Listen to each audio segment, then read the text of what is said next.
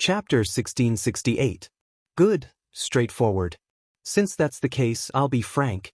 Today, the embroidered uniform guard has used thunderous methods to capture people, and the people they've captured are all officials of the observation mission heading to Crimson City. Right now, the streets are in an uproar, and everyone is in danger.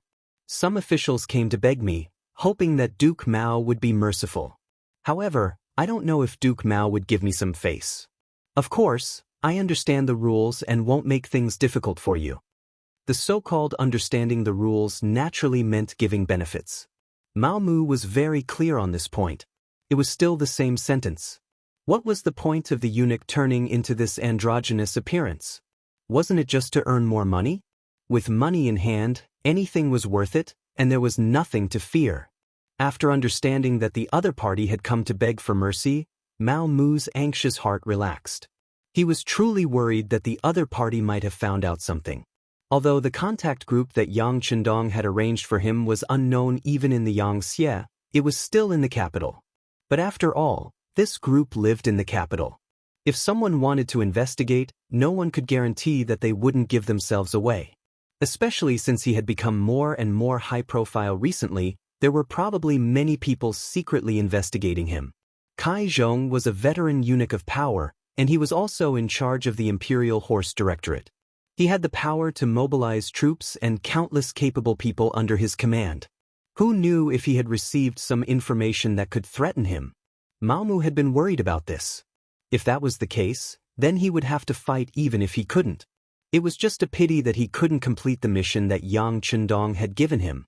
Now that he knew that Kai Zhong had a favor to ask of him, he could finally put down his anxious heart, and his expression became much more relaxed. However, this small change fell into Kai Zhong's eyes. Which of the eunuchs with power wasn't worry-free? Which of them wasn't an expert at reading people's expressions? When Mao Mu relaxed, Kai Zhong's gaze locked onto him. However, he didn't immediately ask, but he was certain that Mao Mu had a secret that he couldn't let others know. Mao Mu didn't know any of this. He was still interested in asking who had the face to invite eunuch Kai. I'm sure Duke Mao knows this person as well.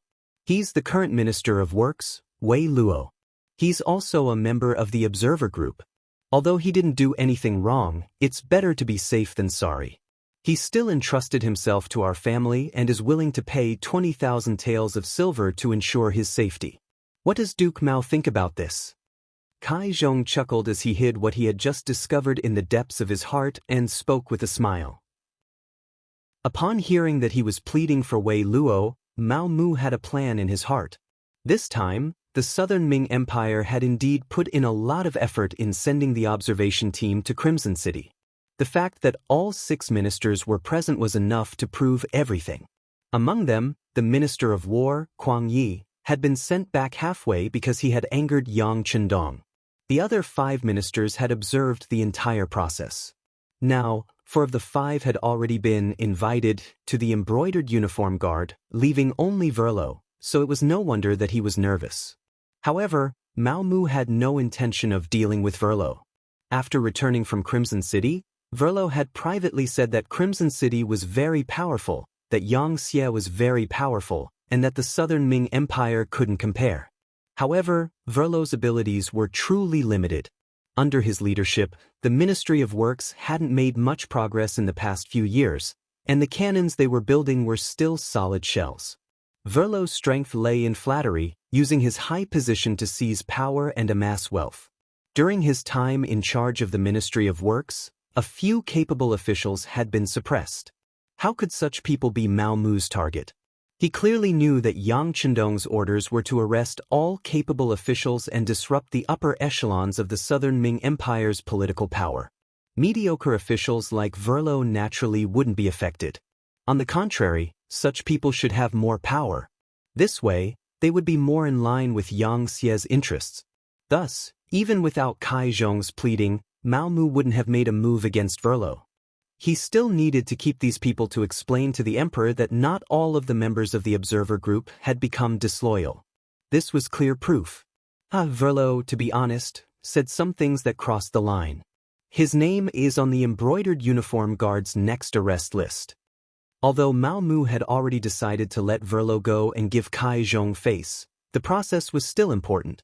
However, the process was still very important. How to make the other party accept this favor was especially important. Hearing that this was indeed the case, Kai Zhong couldn't help but nod. He didn't know what the emperor thought of the observer group and thought that he wanted to capture them all in one fell swoop. Thus, he naturally didn't doubt Mao Mu's words. Because of this, Kai Zhong's face bloomed into a smile. However, he didn't know how disgusting the smile was in Mao Mu's eyes. I'll have to trouble Duke Mao to put more thought into this matter. I'll remember this favor. Kai Zhong smiled, his eyes revealing an expectant expression. Mao Mu first pretended to be in a difficult position. Then, as if he had made a decision, he said, "All right, since even Duke Kai has spoken, I'll do my best." Although he said that he would do his best, since he had spoken, there was nothing that couldn't be done. Immediately, Kai Zhong's smile grew even wider. After discussing business and pocketing the 20,000 taels of silver, Mao Mu left. Seeing his departing figure, Kai Zhong gradually put away the smile on his face. With a snap of his fingers, a sturdy man walked into the small courtyard. "Uncle." The man's surname was Kai Gu, and he was Kai Zhong's nephew. After entering the palace, Kai Gu had spent a great deal of effort to find this nephew of his among the common people. Then, he allowed him to live a life of luxury and let him continue the Kai family's bloodline. It could be said that he was Kai Zhong's trusted aide. Keep an eye on this Mao Mu. I keep feeling that there's something about him that no one knows. Thinking of the relaxed expression on Mao Mu's face, Kai Zhong decided to investigate carefully. Perhaps there would be an unexpected surprise. After Mao Mu left Kai Zhong, the corners of his mouth rose into a slight smile. Who did he think he was? Treating him to a cup of tea and taking out 20,000 taels of silver could solve the problem of a minister? Mao Mu was even certain that the Ministry of Works Minister Wei Luo had taken out more than 20,000 taels of silver. It was just that Kai Zhong had embezzled some of it. This was even better. He could kill two birds with one stone. He thought about how to deal with Kai Zhong. He had a feeling that the other party's smile was sinister and vicious, like a poisonous snake that would bite in the dark. If he wasn't careful, he could be poisoned to death. The existence of such a person was definitely a hidden danger to his plan. If possible, he had to get rid of him first. Thinking this, Mao Mu returned to the Empress Palace. When he saw the Emperor's imperial carriage, he knew that the Emperor had come to see Empress Qian. He straightened his body and walked into the palace. As the chief eunuch of Empress Qian's palace, Mao Mu had great prestige here. In addition, he was willing to spend money. The eunuchs here were all very respectful when they saw him, and there was a sense of respect that came from their bones. After all, in a place like the palace where internal strife was fierce and people could die at any time, it was very important to have a good subordinate. It meant that your chances of survival would greatly increase. Duke Mao is back. There were people constantly greeting him, and Mao Mu also responded with a smile. He walked to the Empress Palace and didn't see Qian Sengbao. He probably wasn't on duty today. Thinking that this was a good thing, he could carry out his plan. Thus, he strode into the palace. In the Empress Palace, Empress Qian was eating with Zhu Qizhen. After seeing Mao Mu walk in, Empress Qian didn't care. She was really an empress who stood aloof from worldly affairs and was extremely kind. She also knew that the eunuchs around her were favored by the emperor and entrusted with important tasks, so she wasn't angry when she didn't see them serving her. If this kind of personality became a concubine in the Qing palace, she probably wouldn't even survive one episode. She would be played to death by others. This subject greets the emperor and empress. Long live the emperor and long live the empress. As soon as he entered the palace, Mao Mu hurriedly knelt on the ground and bowed. Oh, it's beloved official Mao. Quickly get up. Zhu Qizhen glanced at Mao Mu, and his eyes revealed a joyful expression. Then he thought of something and asked, "Beloved official Mao, have the important officials been arranged? Remember, you must interrogate them properly, but you must ask according to their physical condition. Don't be too hasty. Some of them are really too old." This wasn't Zhu Qizhen sympathizing with the subordinates. This came from his heart. For example, the Minister of Revenue, Wang Lin. He was now 84 years old, and it was rare that he still had such a healthy body. Perhaps this was because the food he ate didn't have any waste oil or additives. It was all natural. In reality, Wang's fate had changed because of Yang Chendong's appearance. In history, he died in the Tuma Castle. However, in this life, he was saved and came to the capital of the southern Ming dynasty. He had been serving Emperor Yingzong and had lived until now. His health was quite good. From this point, it could be seen that Zhu Qizhen really didn't have anyone he could use. Otherwise, at his age, he would have already retired and returned to his hometown. How could he still serve the court? Mao Mu understood Zhu Qizhen's meaning. He immediately bowed and said, "This subject obeys the decree. There is no rush to interrogate them. First, we must protect their bodies. Wait for them to see our southern Ming dynasty defeat Xianxia and let them know how wrong they are." Zhu Qizhen was only worried that the embroidered uniform guard's methods would be too harsh. As the emperor, he knew some of the embroidered uniform guard's methods. That was why he reminded them. Because once these officials were beaten to death in prison, the other officials would definitely report to the emperor and impeach him. At that time, he would have a headache. Chapter 1669. But unexpectedly, Mao Mu's understanding was to only capture these people and slowly torture them until the day the Southern Ming Empire won and let these officials see his style as the emperor. This also reminded Zhu Qizhen. He nodded and said with satisfaction, "Yes, that's the reason." "Ha, beloved official Mao's words are exactly what we want. Come reward me." This official doesn't dare to ask for a reward. Everything is what this official should do. Right now, the imperial court is going to exterminate the Yang bandits and it's time to use money. This official wishes to wear armor and go to the battlefield to kill the enemy.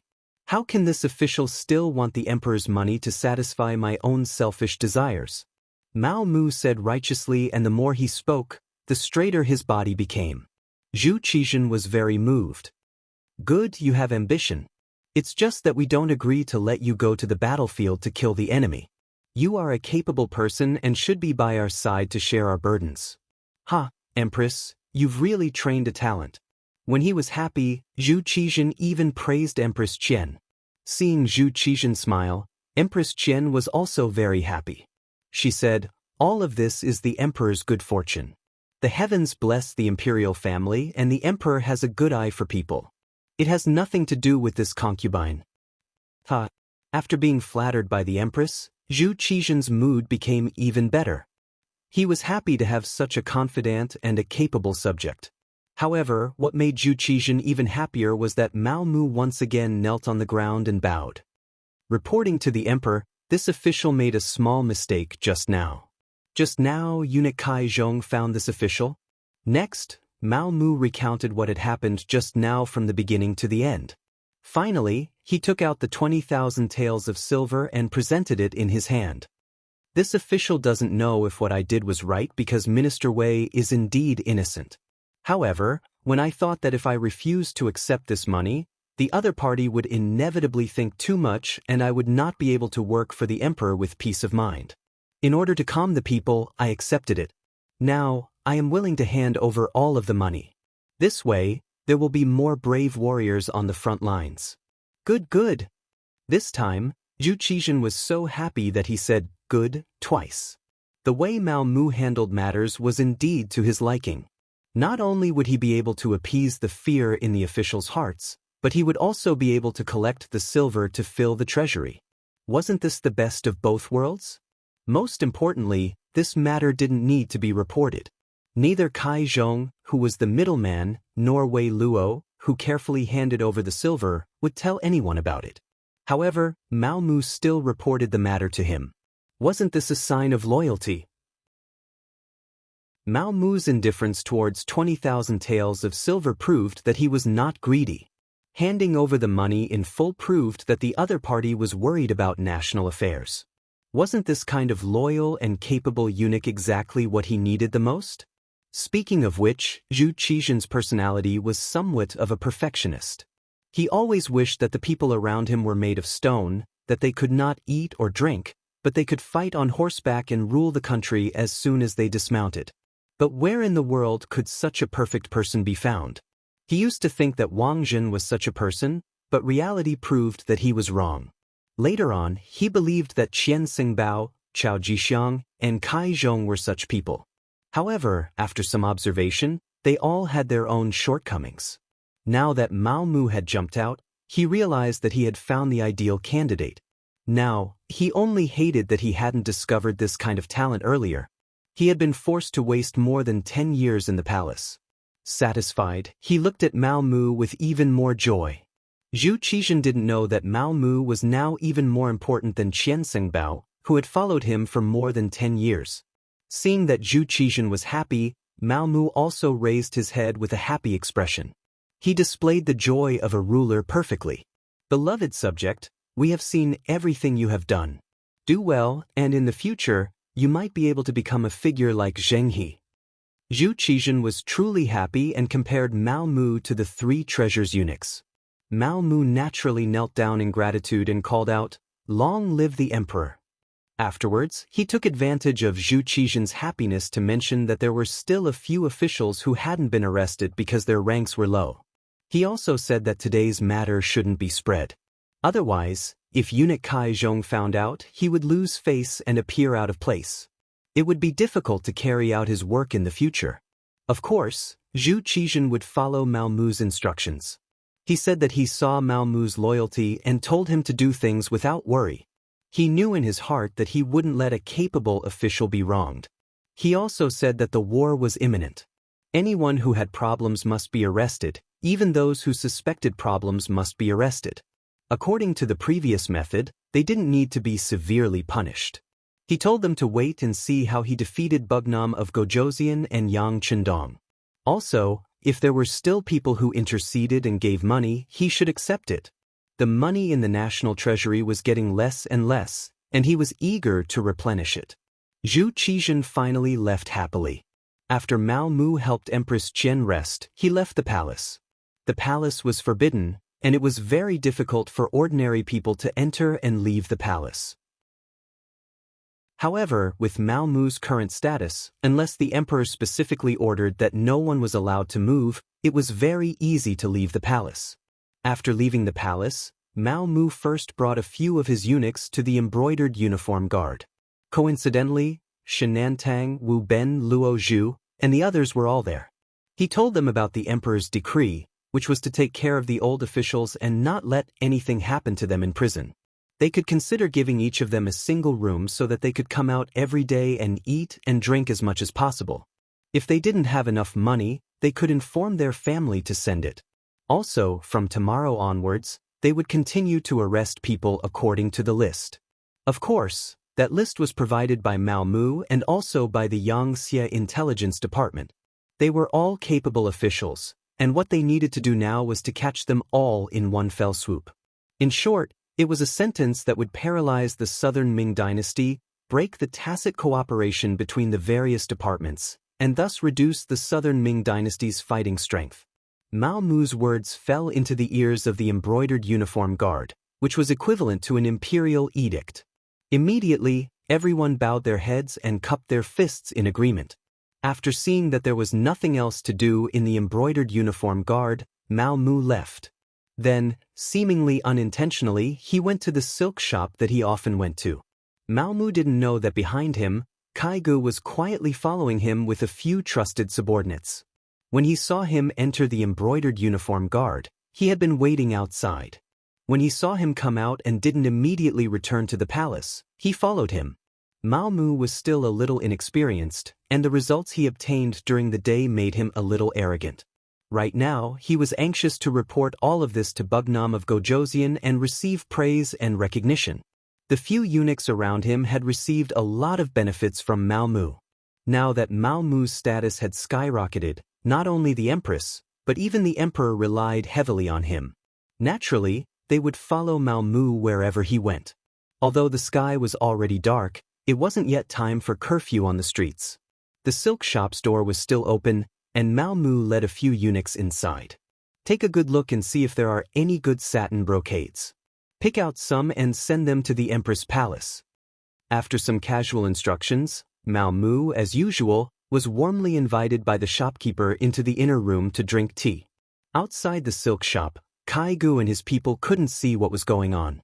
After all, they knew that the Empress liked satin brocades and would sometimes make them into finished products for money to support the palace's expenses. Unable to see what was going on or where the problem was, Kai Gu decided to sneak into the silk shop and see what Mao Mu was doing.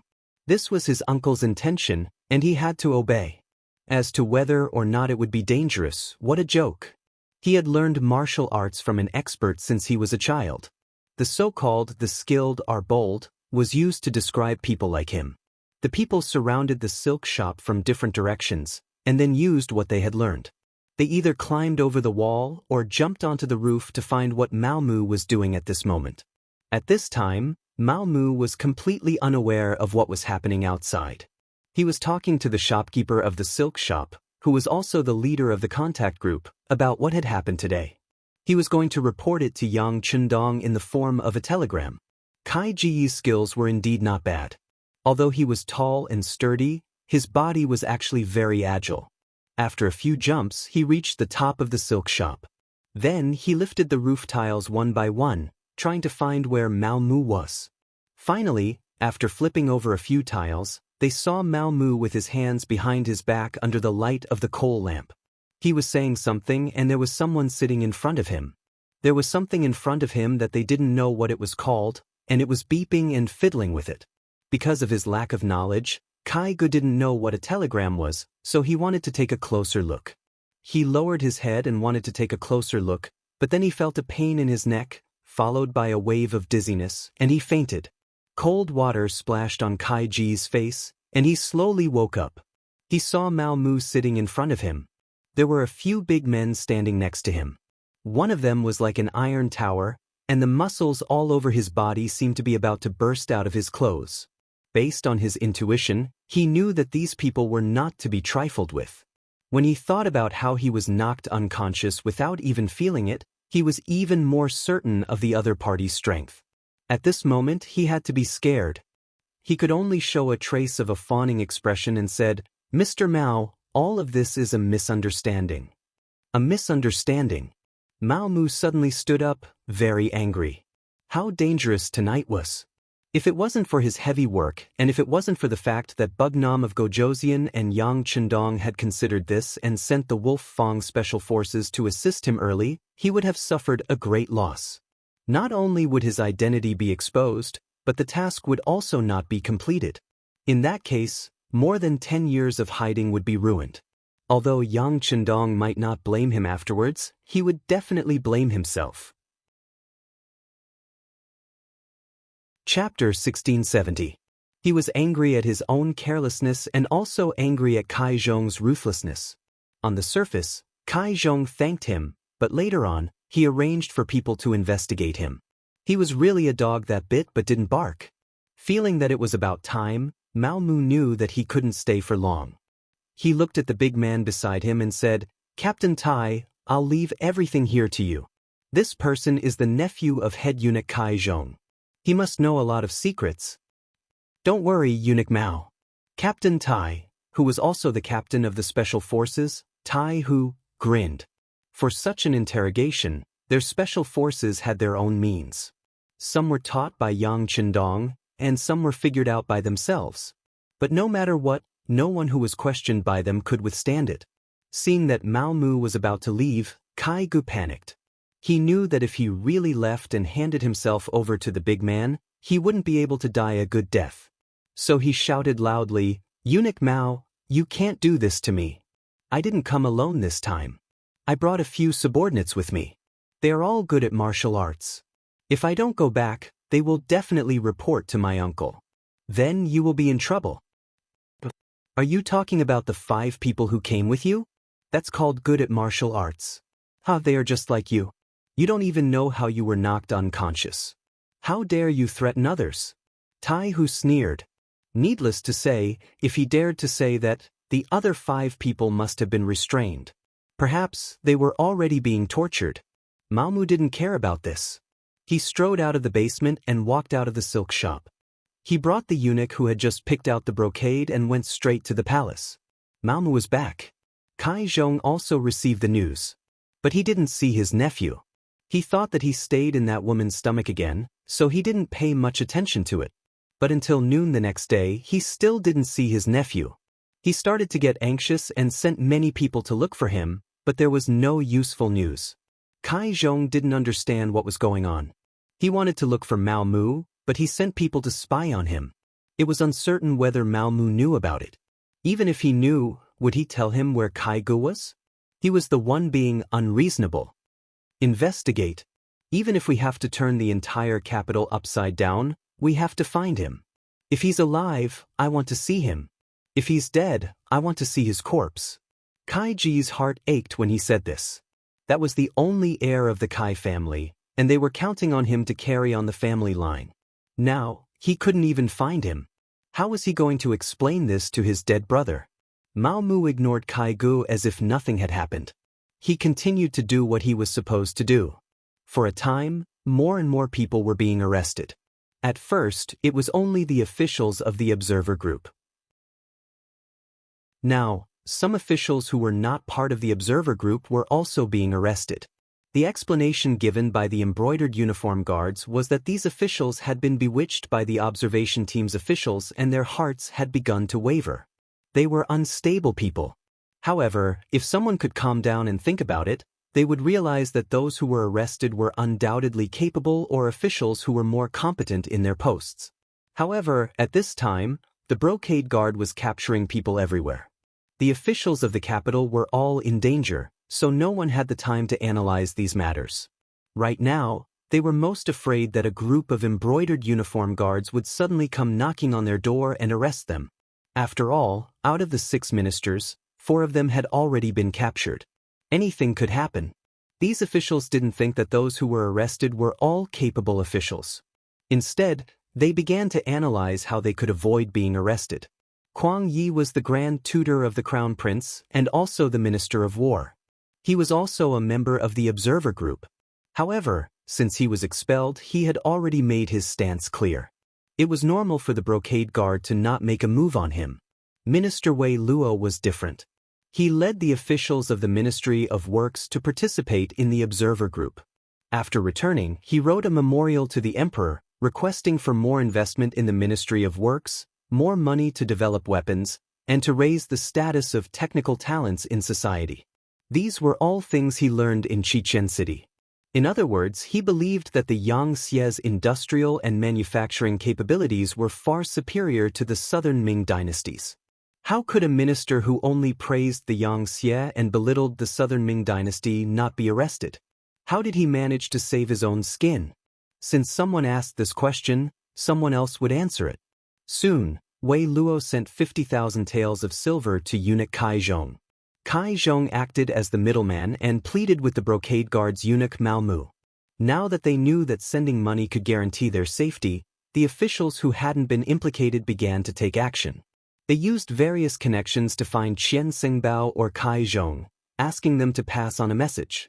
There were also people who directly went to find Mao Mu and brought large amounts of money. Eunuch Mao Mu, who no one paid attention to at first, quickly became one of the most influential chief eunuchs.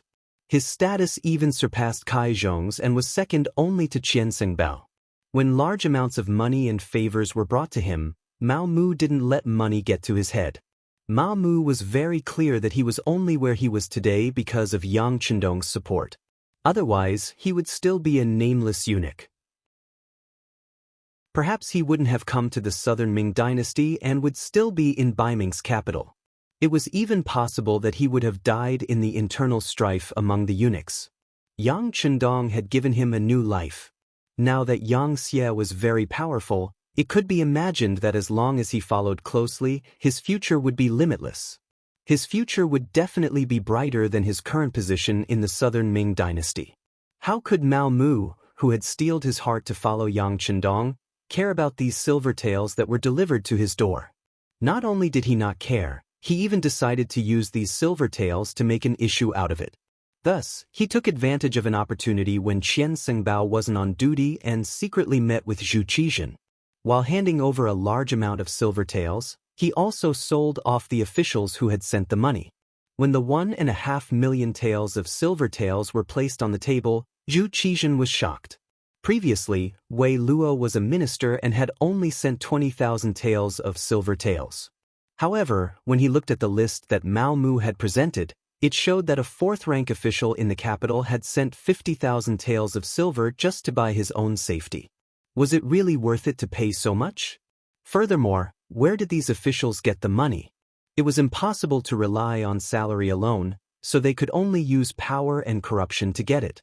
When he thought about how there were so many corrupt officials under his command, Zhu Qizhen was very angry. He was an idealist and wanted nothing more than to immediately issue an edict to investigate and punish these officials. However, after he calmed down, he still didn't do so. If these officials were punished, who would take care of them for him? He couldn't possibly do everything himself as the emperor, right? Forcefully suppressing the anger in his heart, Zhu Qizhen looked at the list in his hand and comforted himself. Fortunately, there are only 30 or so officials here. Reality proves that most of the officials are honest. Originally, this was meant to comfort himself, but he didn't expect that reality would quickly slap him in the face. Mao Mu, who had been waiting there, opened his mouth again and said, "Reporting to your majesty, these are only the officials who came directly to this subject. This is only the first batch. I believe that there will be a second and third batch. Because of this subject status, there aren't many people who came to this subject. The officials who came to find Eunuch Qian and Eunuch Kai are the ones who can be called many. It seems that there are more than 100 of them." What? Zhu Qizhen, who had just sat down, couldn't help but tilt his body. He almost lost his seat and slipped onto the dragon throne. Fortunately, he reached out his hands in time and stabilized his body. However, he was already unable to vent his anger. Could it be that my officials already don't know what it means to be clean and honest? Your Majesty, please quell your anger. Seeing Zhu Qizhen's angry dragon face, Mao Mu knew that he had to pour some water on him to calm his anger. Even if it wasn't for others, even if it was for Yang Chendong's grand plan, he had to do this. He couldn't really have Zhu Qizhen kill all of these officials who had sent gifts, right? If that really happened, not only would Zhu Qizhen not kill them, he would also have to reflect on whether it was right to have the embroidered uniform guards arrest them. If that really happened, the grand plan to weaken the southern Ming Empire before the war would be interrupted. This was something that Mao Mu definitely didn't want to see. After mulling over what to say, Mao Mu opened his mouth and said, "Your Majesty, in reality, this is just everyone feeling insecure." According to this subject's knowledge, some officials, in order to save their lives and gather money, even sold their ancestral property just to gather enough money to save their lives. This is enough to show that there are still quite a few honest officials who are serving the country. It's just the general trend. This subject thinks that we might have pushed them too far. Therefore, this subject believes that we should arrest those who have problems and just take the money from those who don't have problems and add it to the country's treasury. This way, those officials who have no money and have nothing to do will definitely do their best to be loyal to your Majesty. They already have no capital and have no other choice but to wholeheartedly serve the country. Your Majesty. When Zhu Qizhen heard this, the anger on his face faded a lot. That's right. Beloved official Mao's words are reasonable. Since that's the case, we will allow it. They could continue to find problematic officials and stabilize the court so that they wouldn't be frightened by Yang Xie before the war. They could also collect a large sum of money for the court's use. It would be strange if Zhu Qizhen didn't agree to such a result. Seeing that Zhu Qizhen had agreed, Mao Mu immediately praised the emperor for his wisdom. He then said, "Your Majesty, it's true that this subject's method is good, but this subject will inevitably offend Eunuch Qian and Eunuch Kai. If they complain to your Majesty, I'm afraid this subject's shoulders aren't wide enough and hard enough. It's fine. Beloved official, you do things wholeheartedly for the country. We know this. Just do it boldly." On the other hand, they dared to keep a portion of the money in their hands even though it was clearly given by the officials. We are already benevolent for not finding fault with them. Zhu Qizhen waved his hand magnanimously. He increasingly found that Mao Mu was a subject who wholeheartedly served the country and was wholeheartedly loyal to him. He wasn't greedy and didn't take the money. He handed over as much money as the officials gave him. Just this point alone made him much better than the others. Chapter 1671. Take that Kai Zhong for example. Wei Luo had given him 50,000 taels of silver, but he had only given Mao Mu 20,000 taels of silver. He had actually pocketed more than half of it, much to Zhu Qizhen's displeasure. With these 30,000 taels of silver, the imperial court could do a few more things, could it not? Mao Mu had been waiting for Zhu Qizhen to say this. This way, his position would be secure. He immediately kowtowed again, praising the emperor's wisdom. Crimson City. Yang Chendong had already returned. He had spent 3 days on the sea and learned that Xianxia was very stable. Even though he had not appeared and his safety was unknown, under the leadership of the Crown Prince Yang Bo, everyone was carrying out their duties. The only difference was that there were many more ships on the sea. They were the search party, used to search for Yang Chendong. Xia's situation was stable, and Yang Chendong was very satisfied with this result. He decided to return to Crimson City. Since his son had passed the test, and the officials of Xianxia had also passed the test, there was no need for him to hide. After all, there were still many important things to do. Yang Chendong's reappearance on the docks of Crimson City naturally drew cheers from the officials of Xianxia. Xianxia had been created by Yang Chendong, and he was the backbone of everyone. In this aspect, Yang Bo could not compare. But after this incident, Yang Chendong could see that Yang Bo was a promising talent. He had decided to slowly hand over his authority so that he could train Yang Bo. Not only him, his descendants would have to do the same, and that was to hand over power while they were still alive. Speaking of which, in history, the change of dynasties was the easiest time to cause problems. When an old emperor passed away and a new emperor ascended the throne, a single mistake would result in a rain of blood and a sea of heads falling to the ground. When one's strength was severely damaged, it would often take a long time for one to recover. And at this time, the new emperor was old, and it wouldn't be long before the old and the new were replaced, causing more heads to fall to the ground. How could one prevent this from happening? Yang Chendong's idea was to transfer his power to the old emperor while he was still alive, becoming the retired emperor. Of course, there were drawbacks to doing this. For example, how could 2 tigers live on the same mountain? If the 2 emperors didn't like each other, wouldn't there be internal strife? For this reason, Yang Chendong had thought of a solution. For example, before the old emperor passed away, he could retain a portion of his military power. If there was a major incident, he could skip the command of the new emperor and so on.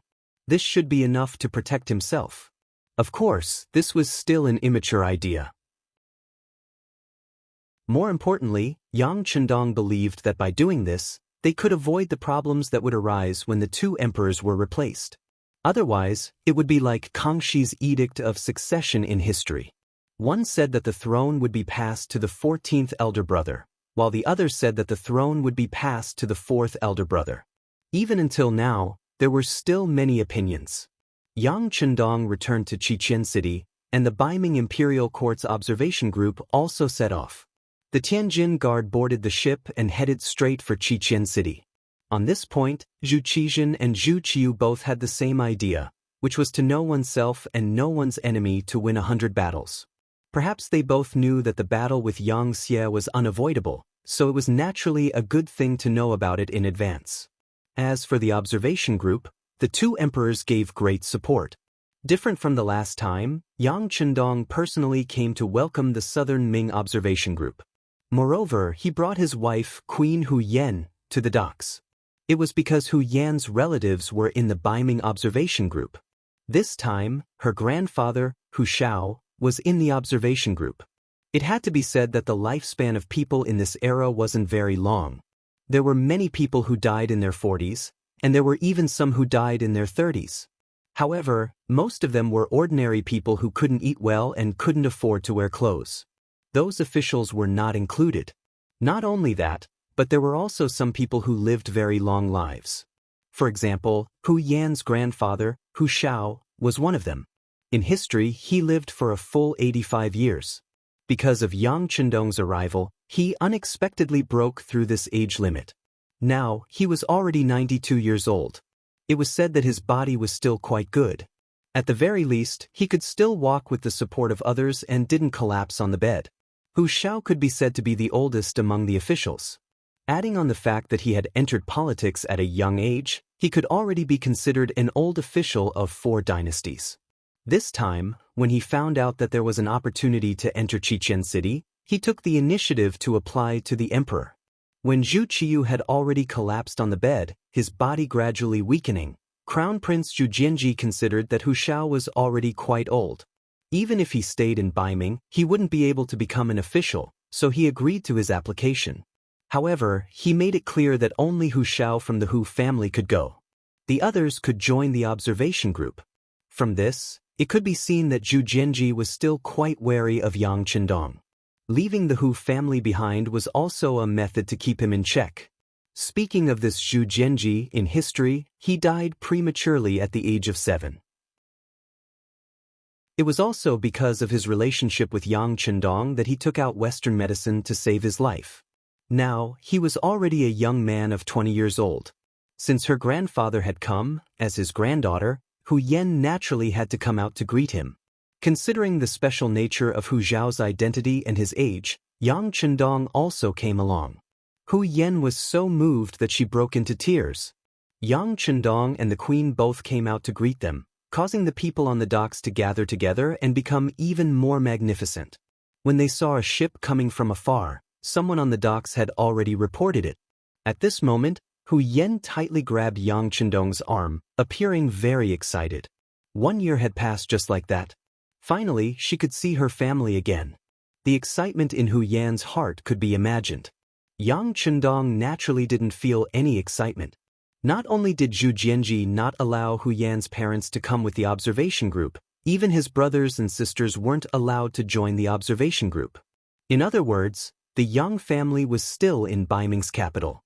Although Yang Chendong had already made arrangements for them to not put their lives in danger or make their lives difficult, it was still somewhat regretful that they couldn't see them. As for Baiming, Yang Chendong's plan was even bigger. Whether it was in the imperial court or in the army, he had arranged his own chess pieces, and their status wasn't low. As long as the time was right, they could launch a counterattack at any time. However, Yang Chendong didn't make a move. He was waiting for the day when Zhu Qiyu died. At that time, the young emperor, Zhu Jianji, would need some time to take control of the imperial court. At that time, Yang Xie's army would attack. Zhu Qiyu was ordered to be in danger, and with Yang Chendong's help, he was able to turn the tide. These years, he had worked hard for the country and had a lot of prestige. At the very least, Baiming could be united with him as the core. Once he was gone, with his useless son, the unity of the country would only be on the surface. He needed to wait for the right time to attack Baiming, but he didn't need to be so polite to the southern Ming. With Zhu Qixian's imperial edict in Chao Jixiang's hands, Yang Chendong had enough reason to attack the southern Ming. The only reason he hadn't made a move now was because the military supplies weren't in place yet. Now, it seemed that this was the time. When he thought about attacking the southern Ming, Yang Chendong couldn't help but think of Mao Mu. This chess piece that he had arranged many years ago had finally come into play, and its power was far greater than he had imagined. Before the battle, the southern Ming already had internal strife. The people's hearts weren't united, and everyone was in danger. Once Yang Xie's army arrived, the result could be imagined.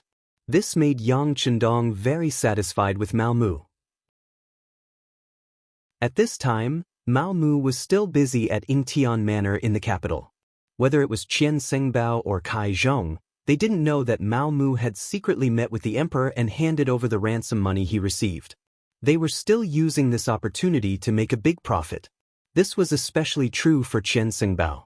Relying on his identity as the one who supported Mao Mu, he didn't give Mao Mu a single tael of silver.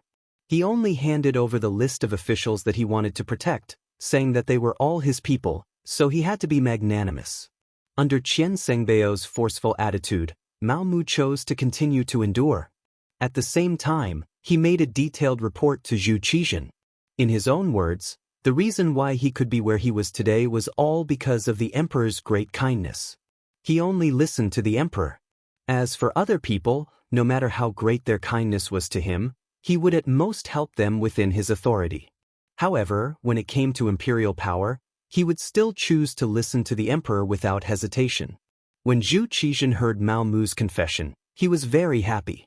He praised Mao Mu as the most loyal official in the current court and told him to be at ease. Zhu Qizhen valued Mao Mu more and more.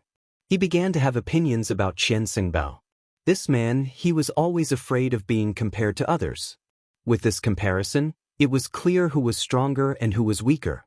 Qian Xingbao, who seemed to be good at everything in the past, now made Zhu Qizhen feel dissatisfied with everything he did. He even thought about whether or not he should let Mao Mu replace him. Compared to Qian Xingbao's bossy attitude, Cai Zhong was more restrained. At the very least, he would give a portion of the benefits to Mao Mu. However, no matter what he did, he had already entered Mao Mu's death list.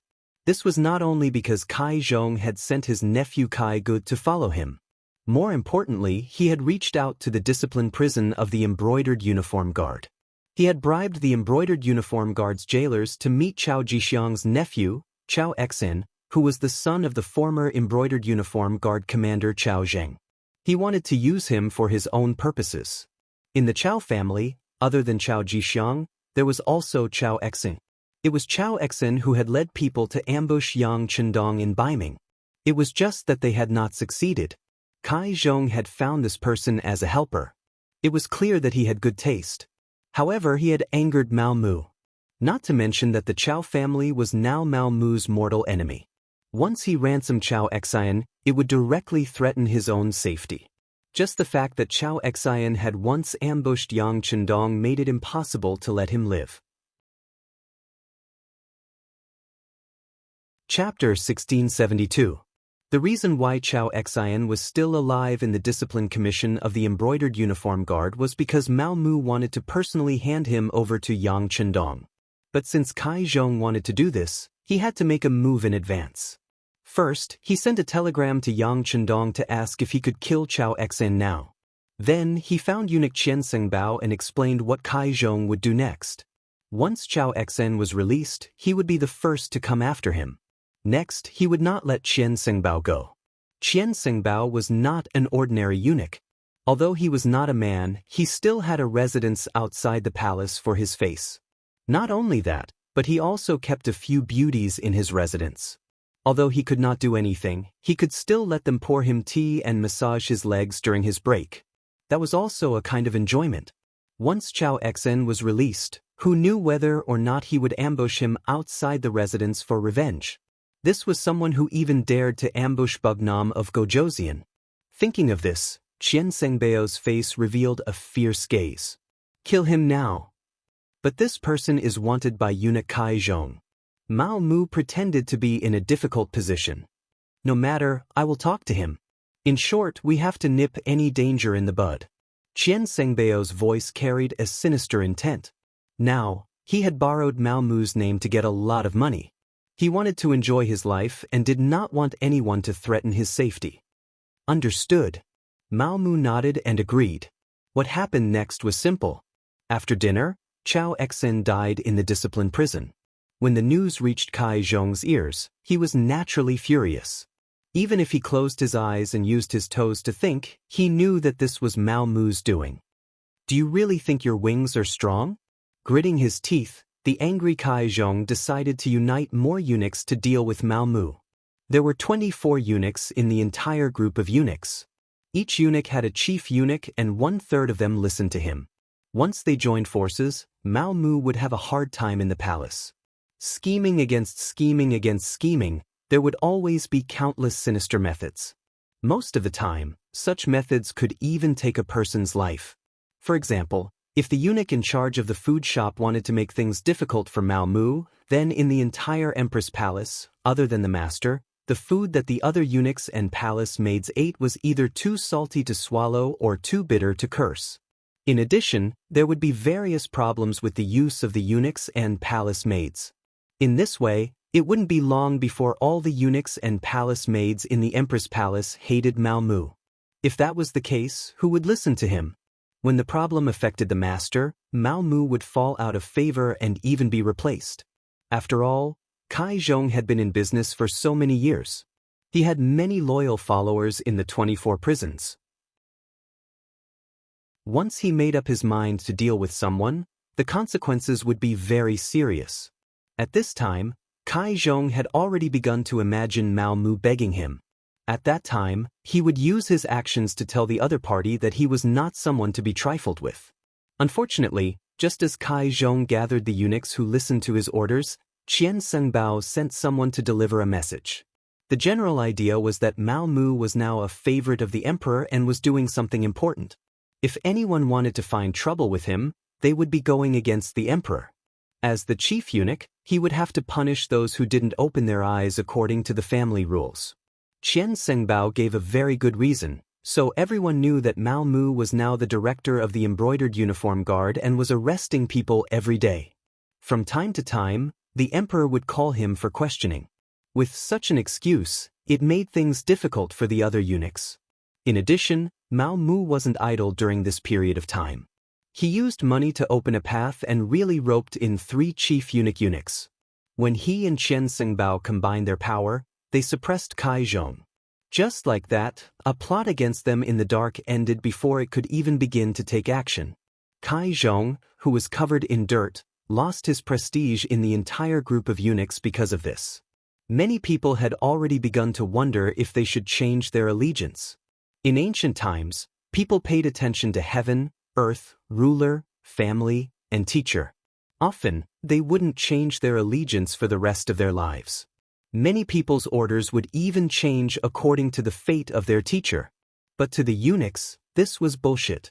They were a group of people who changed their helm according to the wind. When you were in power, they couldn't wait to become lapdogs to flatter you.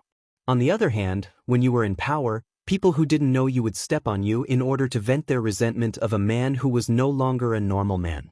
Feeling the change in the other chief eunuchs, Cai Zhong became anxious. He knew that if he didn't do anything, what awaited him would be the eunuchs being disloyal to him. In the end, he was afraid that he would be abandoned by everyone and wouldn't be able to die a good death even if he wanted to. In for a penny, in for a pound. Since these chief eunuchs were unreliable, Cai Zhong used his authority to mobilize soldiers and horses to begin to obstruct the embroidered uniform guard from handling the case. The imperial horse supervisor was in charge of the imperial stable and the commander's seal, so he had his own private army. It was just that the number of people was small. Under normal circumstances, without a decree, they didn't dare to mobilize privately. But this time, in order to stifle Mao Mu's development and show his strength, Cai Zhong couldn't care less. Mao Mu didn't think that Cai Zhong would be so daring as to mobilize the imperial horse supervisor's men without a decree. For a while, many of the embroidered uniform guard who had been sent out to capture people came back saying that they had encountered difficulties. The people they wanted to capture were protected and they couldn't act without orders. Mao Mu was worried that he wouldn't have any evidence to use against him. After hearing the reports from his subordinates, he went straight to the Qinzheng Hall where the emperor worked. Today, Qian Sengbao was on duty. He was standing beside Zhu Qizhen, waiting on the emperor to read memorials. A young eunuch came to report that eunuch Mao had come. "Let him in," Zhu Qizhen said without raising his head. But he quickly stopped writing. He wondered if Mao Mu had come to give him money. Did he need to send Qian Sengbao away? After all, this great companion wasn't bad. The only thing was that he was a bit greedy. He had always wanted the other party to take the initiative to hand over the money he had embezzled. Unfortunately, he hadn't seen any movement. If Mao Mu really came to give him money and he saw it, what would he do? Even if he handed over the money at that time, it would be equivalent to being forced. It wouldn't be considered taking the initiative to admit his mistake. While Zhu Qizhen was still thinking about these things, Mao Mu had already walked into the main hall. Then, with a plop, he knelt on the ground and said with an aggrieved expression, "Long live the emperor." "Beloved official, why do you have to be so courteous? Is something the matter?" Zhu Qizhen's face carried a trace of surprise. Although the Great Ming Dynasty had a ceremony of kneeling, it wasn't done every time they saw the emperor. It was only done when they were particularly excited or angry. Zhu Qizhen felt that something was wrong, so he asked this question. Using this question, Mao Mu raised his head and said, "Emperor, the embroidered uniform guard received orders to arrest people. Although there have been more arrests recently, they are all suspicious. There are also some people who have solid evidence and can be punished at any time. But I don't know why the emperor suddenly stopped arresting people and didn't give this official a decree. Right now, this official really doesn't know what to do." Huh. Zhu Qizhen was dumbfounded by these words. What stop arresting people? He didn't give such a decree. Out of curiosity, he asked, "Beloved official, what is going on? Tell me in detail." Looking at Zhu Qizhen's confused expression, Mao Mu knew that this was done by Kai Zhong on his own. Since this was the case, this matter was easy to handle. This time, the other party definitely wouldn't be able to bear the consequences. Although he couldn't rely on this matter to defeat the other party, he could at least suppress the other party's momentum and let more eunuchs see who was the sturdier one. Don't underestimate this influence. When it came to the ability to take advantage of the situation, if eunuchs said they were second, no one would dare to say they were first. Mao Mu immediately told him about the problems the embroidered uniform guards encountered when they went out to investigate and arrest people. According to the soldiers who obstructed them, it was an order from the Imperial Horse Supervisor. Now, the embroidered uniform guards can't do their job as scheduled. Some of the officials' attitudes have even become arrogant. On one hand, they say that the Yangxia is stronger than the Southern Ming. On the other hand, they also say that the Southern Ming court is wrong and the embroidered uniform guards are incompetent. They say that they can't even unify the government. How can such a country talk about winning wars? Enough! Zhu Qizhen, who was sitting on the dragon throne, was angry. Of course, this anger wasn't directed at Mao Mu. He hated Kai Zhong for not being able to accomplish anything, but more than enough to spoil things. He actually tried to tear down his own people. It was truly infuriating to hear. Seeing that Zhu Qizhen was angry, Mao Mu tactfully shut his mouth. However, he didn't forget to look at Qian Sengbao, who was standing to the side. Qian Sengbao understood the meaning behind Zhu Qizhen's gaze and knew that it was time for him to make an appearance. He nodded lightly and said, "Your Majesty, it must be said that Eunuch Kai has been a little arrogant recently. He relied on the little bit of merit he made in the past and didn't put anyone in his eyes. Especially recently, I heard that many officials have already sought him out. There are even quite a few who want to acknowledge him as their godfather. Hee, how laughable is it when you think about it? A scholar actually wants to acknowledge Kai Zhong, who is illiterate, as his godfather. If this trend isn't properly suppressed, I'm afraid that there will be trouble in the end. It might even lead to a conflict between factions. This subject is thinking that there won't be a day when these officials won't even look at imperial edicts. They won't know who your Majesty is and will have to act according to his wishes." Qian Sengbao's words weren't just sprinkling salt on the wound. He was clearly stabbing it with a knife. Moreover, he was stabbing it again and again, as if he wanted to chop the flesh into pieces. What Zhu Qizhen disliked the most and was most apprehensive about was fighting between factions. It wasn't just him. Any emperor would be displeased. Chapter 1673. Once there was a factional conflict, not only would it cause chaos in the court, it would also create an awkward situation where the emperor could not leave the palace.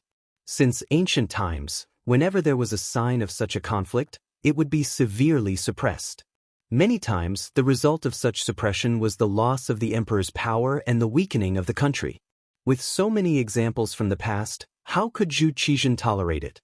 He immediately slammed the table and said, "Great companion, please write a decree to remove Kai Zhong from the position of Imperial Horse Supervisor." For the time being, when he said this, Zhu Qizhen first looked at Mao Mu, then shook his head slightly and said, "Great companion, you will take over." Mao Mu had not been in power for long, and he was busy with the matters of the embroidered uniform guard.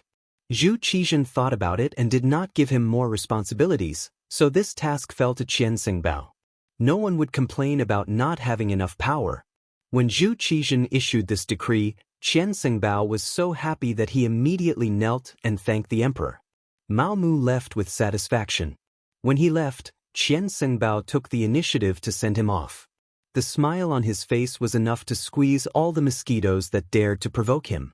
It could be seen how happy he was. Before Mao Mu rose to power, although Qian Xingbao was the chief eunuch, he had Chao Jixiang and Cai Zhong, the two supervisors of power under him. Most of the time, they wouldn't even give him face. Compared to Wang Zhen, who was the emperor's first companion in the past, he was far inferior. In the end, Qian Xingbao was forced to work around the emperor and look after his own affairs. Now, after Mao Mu came to power, he received money and power. If he continued to work hard, there would be a day when he would become the second Wang Zhen. How could Qian Xingbao not be happy? When he saw Mao Mu, how could he not have a smile on his face? Mao Mu was very modest. Although in his plan, this Qian Xingbao had to be taken down. But the meal had to be eaten bite by bite. He immediately smiled and said, "All of this is because Qian Xingbao has the emperor's heart. It should have been like this long ago. Qian Xingbao has been careful and conscientious by the emperor's side all these years. Now, you are only a eunuch of the imperial horse supervisor, which is very normal." That's right, Cai Zhong had been in the imperial horse directorate for many years, so he must have quite a few trusted aides. Eunuch Qian still had to display his ruthless methods on this trip.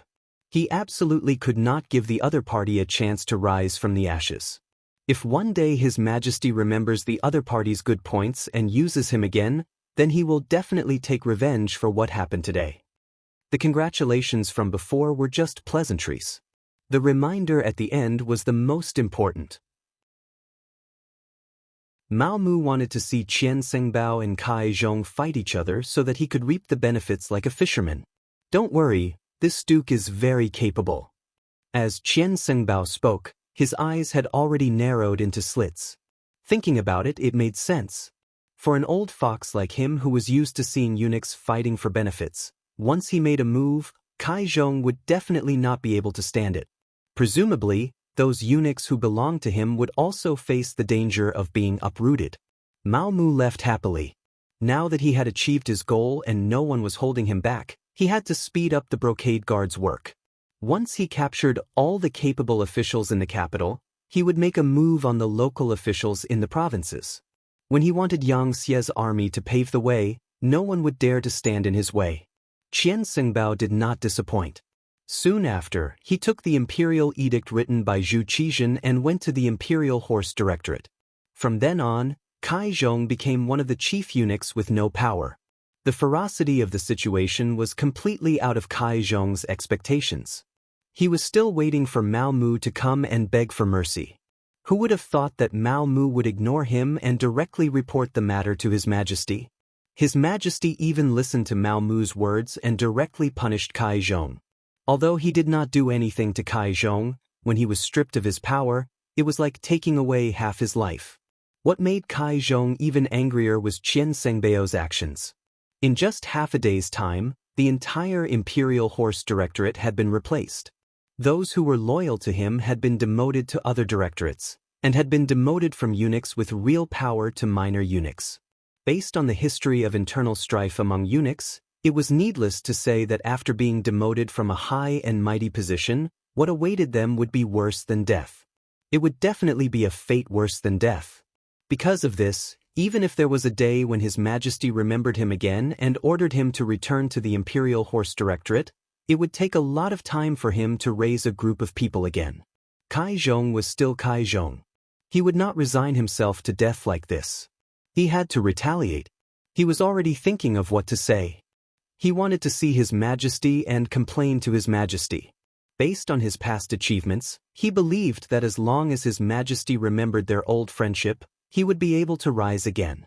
The next morning, after Zhu Qizhen had a court meeting, he learned that Qian Xingbao was not at the emperor's side and had instead gone to the Imperial Horse Directorate.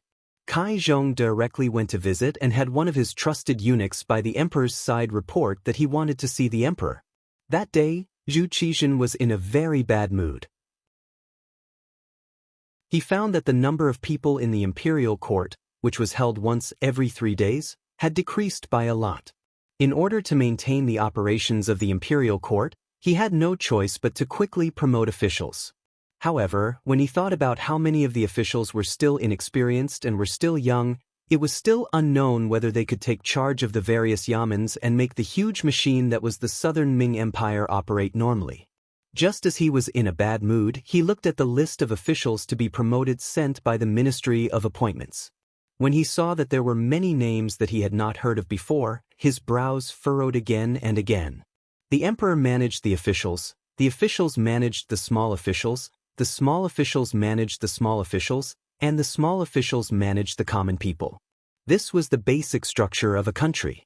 The emperor only needed to win over the hearts of the officials, and it was the same as controlling the world. However, when he had not heard of the names of the officials, could the emperor still manage them well? Would they be able to work with him and deal with the affairs of the state? At this moment, Zhu Qizhen's heart could not help but waver. Should he release the officials that the embroidered uniform guard had captured? This was just a thought, and he quickly rejected it. It was not for any other reason, but because these were all problematic officials. Once they were released and regained power, what would happen if these people no longer supported the Southern Ming Empire and instead supported the Xianxia Empire?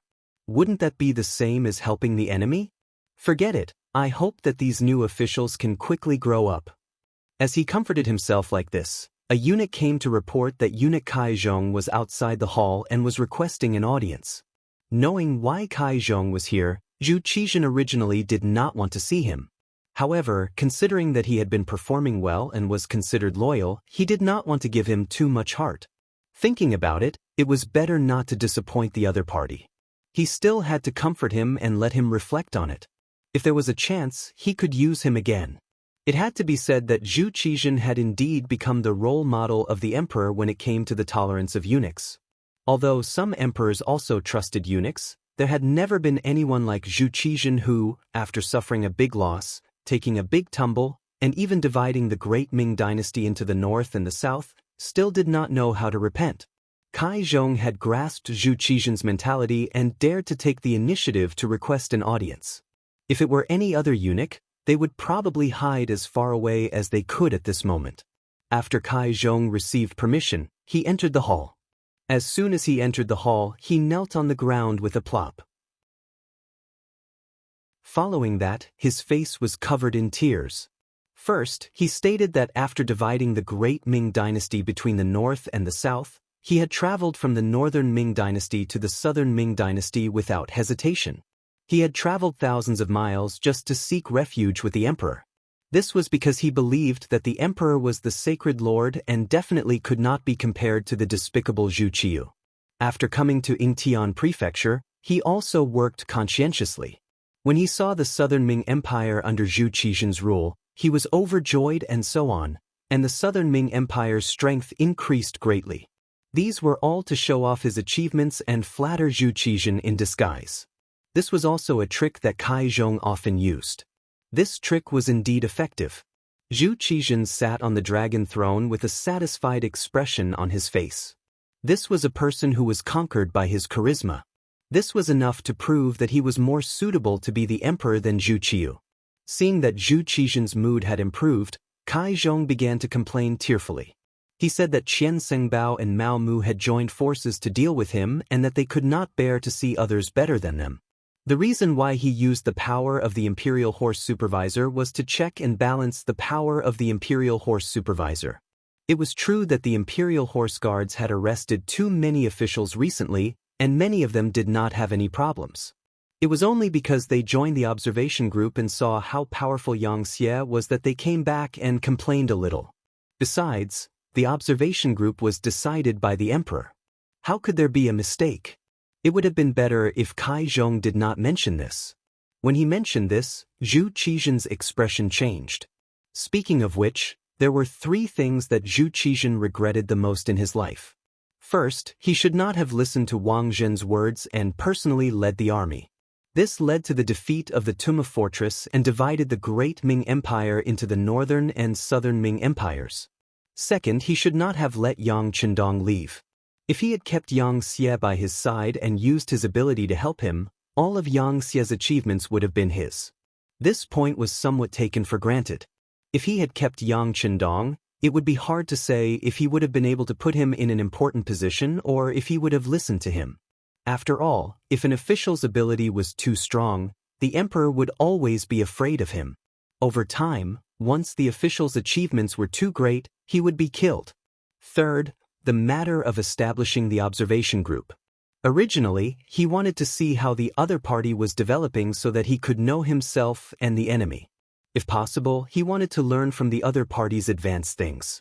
However, he did not expect that Yang Xie was too powerful.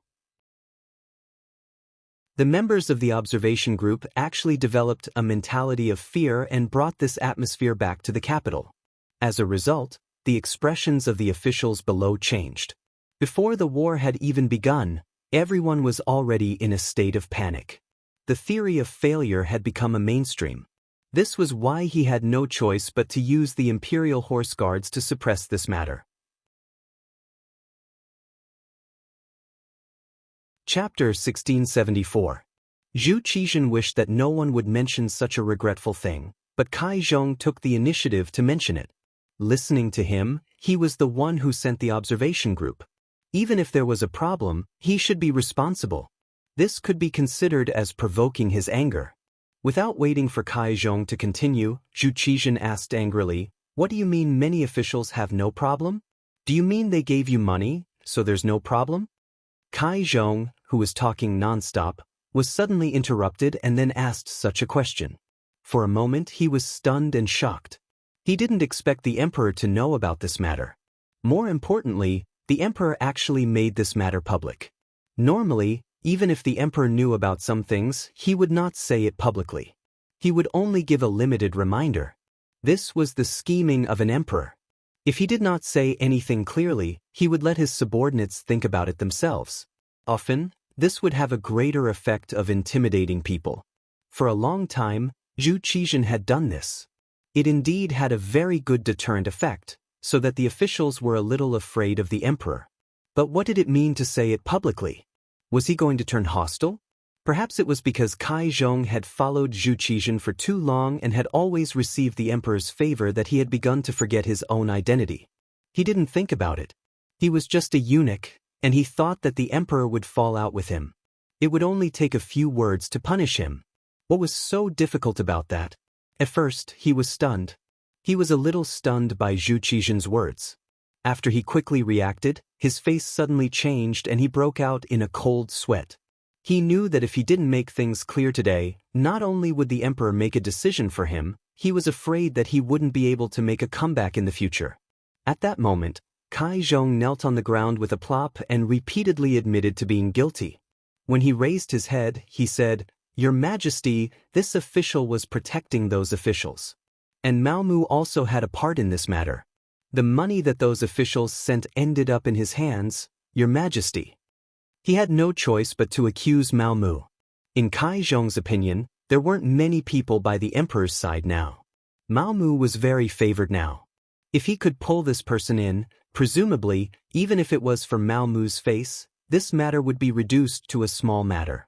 As long as he could get through this, he would keep a low profile for a while.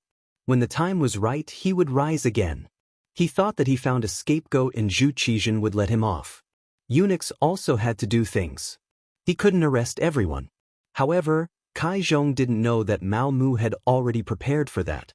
The money that Kai Zhong gave Mao Mu had already been sent to the emperor.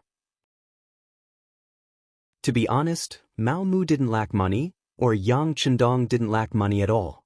Not to mention the money that was given to Zhu Qizhen. Once the Southern Ming Empire became a part of the Yang faction, this money would eventually return to their pockets. When Kai Zhong was still thinking that Zhu Qizhen would let him go, a roar was heard. "You still have the nerve to talk about money. How much did you embezzle? Tell me." Zhu Qizhen was really angry. Kai Zhong first blindly mentioned the observation group and exposed his scar. Then he didn't repent and wanted to get Mao Mu off the horse. Did he really think that he had a good temper? Did he really think that he didn't dare to teach him a lesson? Yes, Zhu Qizhen liked Kai Zhong very much. Previously, this person was able to come to Yingtian Prefecture from Baiming, which also proved his loyalty to him. However, to become a suitable subject, loyalty wasn't enough. He also needed to be capable. Not only was he incapable, but he was also very greedy. When he encountered a problem, he didn't want to admit his mistakes. He even wanted to get others off the horse to achieve his goal of making him hesitate. Such a person couldn't be easily forgiven. Zhu Qizhen's reaction was completely out of Kai Zhong's expectations. He didn't expect that he would directly ask how much money he had received. Based on his experience of serving Zhu Qizhen all these years, since he asked this question, he must have an answer. When he thought of the punishment of the great Ming dynasty for corrupt officials, Kai Zhong was afraid. He kowtowed to the ground and said, "Your Majesty, this subject is guilty, this subject is guilty." But Mao Mu really accepted this subject's money. At this time, Kai Zhong still wanted to get Mao Mu off the horse to share his mistake. If he really admitted his mistake, perhaps Zhu Qizhen would really spare him for the sake of his loyalty. At most, he wouldn't put him in an important position in the future. Speaking of which, Zhu Qizhen's use of eunuchs was definitely the highest in history. However, at this time, Kai Zhong still wanted to find a scapegoat. How was this admitting his mistake? It was clearly sophistry. Zhu Qizhen was completely disappointed now. He shook his head, and his voice suddenly became much calmer. "Minister Mao Mu has already presented the money you gave him to me. You still dare to accuse a loyal subject. You really disappoint me." Kai Zhong once again let out a unique duck-like shriek. Then, he fell to his knees on the ground as if there were no bones in his body to support him. He didn't expect Mao Mu to do this. Didn't that mean he had already sold him? He even used this as an excuse to escape punishment. He really didn't know how the word death was written. A eunuch was a eunuch. No matter how strong he was, a word from the emperor would just turn him into ashes. Kai Zhong was taken away by the burly general outside the hall. When he left, he didn't beg for mercy because he knew how miserable his fate would be. At this moment, saying anything would be futile. When Mao Mu heard of this matter, it was already 2 hours later. His expression didn't change, but he was a little excited. Chao Jixiang and Kai Zhong were finished like this. Should it be Qianzheng's turn to protect them next? Thinking of this, Mao Mu felt that he should do something. Compared to Mao Mu's calmness, Qianzheng Bao was laughing to his heart's content. After all these years, he finally felt like he was in control of the entire group of eunuchs. There were no competitors, and Mao Mu listened to him. In the future, wouldn't he be able to do whatever he wanted? Once he completely integrated this power, he would hear in front of the emperor that was beneficial to him. In this way, no one would shake his foundation. He would become the second Wang Zhen. When Wang Zhen was here, there were other eunuchs who shared power. If he did it well, he could be more impressive than Wang Zhen. Xianxia Bao, who was in a good mood, quickly received good news.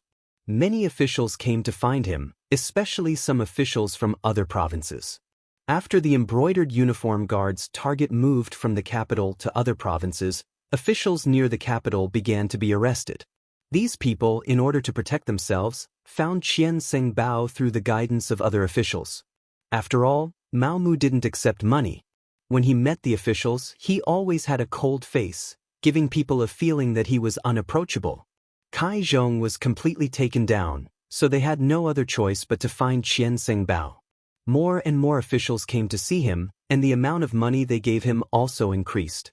In a short 3 days, he received 3 million taels of silver. This showed how rich the officials were. It also showed that the money in their hands was far more than what they got from their salaries. Qianxia Bao also had a good appetite. He would give a reply according to the amount of money sent to him. If they sent a small amount, he would naturally be perfunctory. If they sent a large amount, he would clearly say that he would protect them. If they sent a large amount, he would take time to meet them directly and comfort them. In a short time, Qianxia Bao became the second parent of many officials. Praises came one after another. Following these officials' words, Eunuch Qian was their life-saving straw. He was their biggest backer. This kind of action naturally attracted the resistance of some self-proclaimed righteous officials. They were either honest officials, or they had been officials for too short a time and couldn't gather much money. However, they were jealous, so they all sent memorials to Sun Qian to protect them. When these memorials were sent to Zhu Qizhen, they were all ignored. The emperor didn't care. Did the people who did things have to be reported? Just like eunuch Mao Mu, weren't there just as many people who reported him? Not to mention, Zhu Qizhen was very conceited. He thought that he understood Qianxing Bao and didn't have the guts to steal so much money. If it was 100 or 2,000 taels of silver, he might still dare to do it.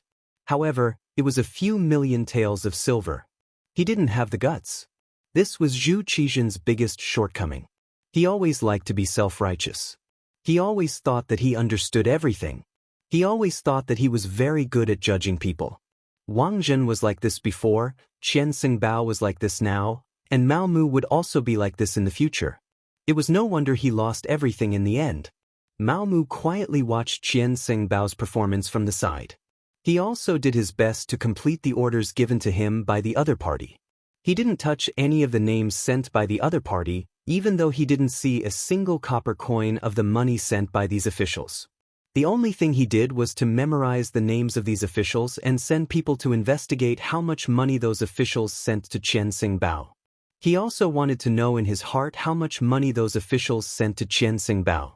His thoughts and desires were far greater than Qianxing Bao's. Qianxing Bao didn't feel any discomfort with Mao Mu's cooperation.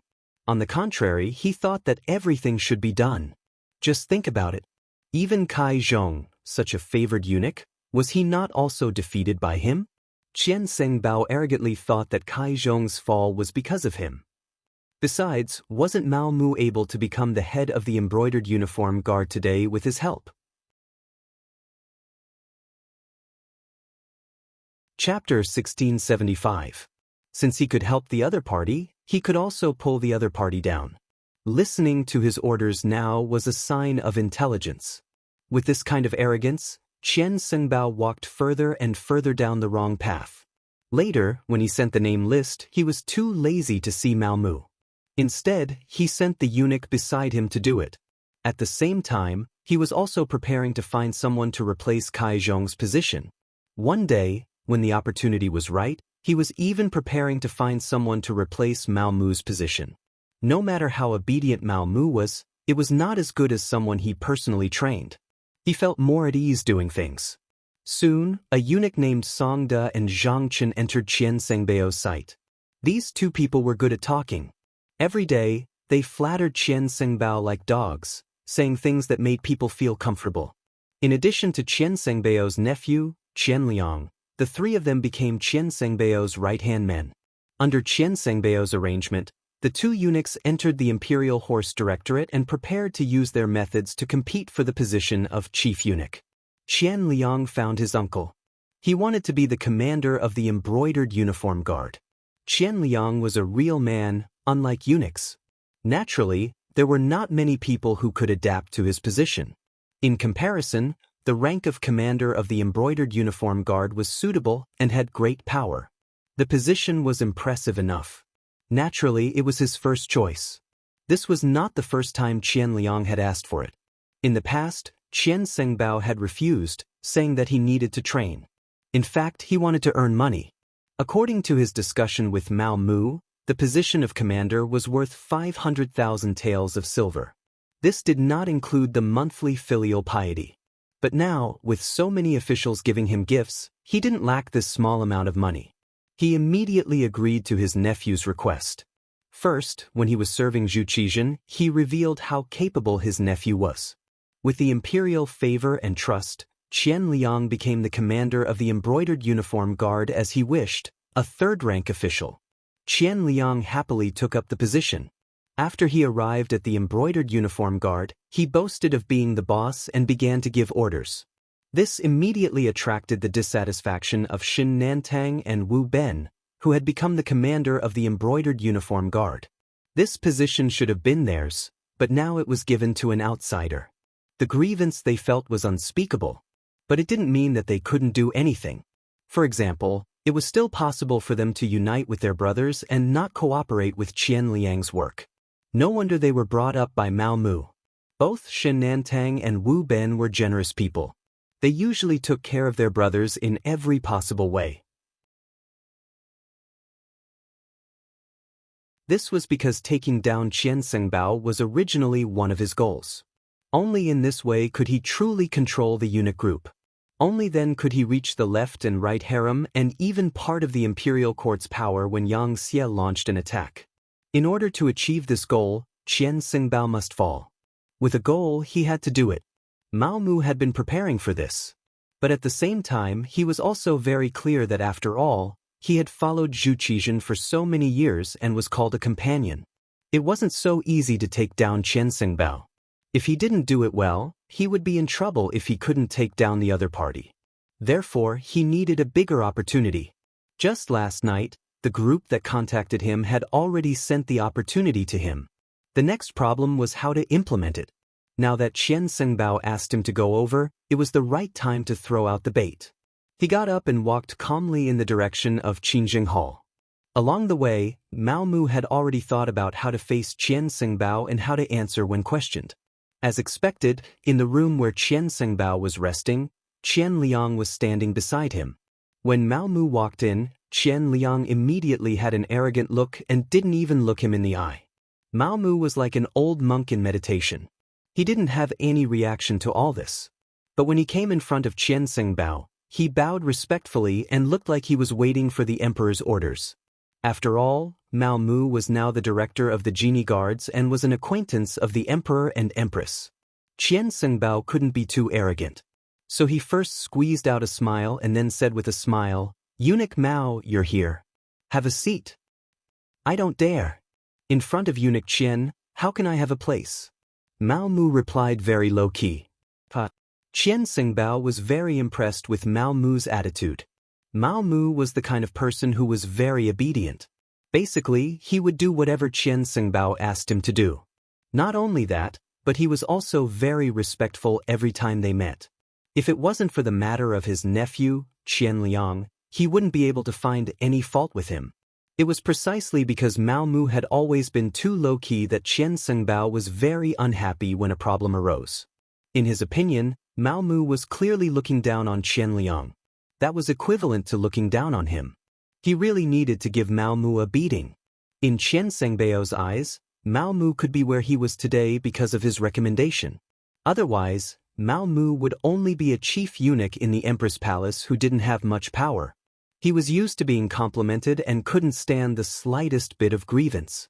Qian Sengbao was such a person. So when Mao Mu stood firm, he expressed his displeasure. "Eunuch Mao, this duke wants to ask, who exactly does the embroidered uniform guard listen to now?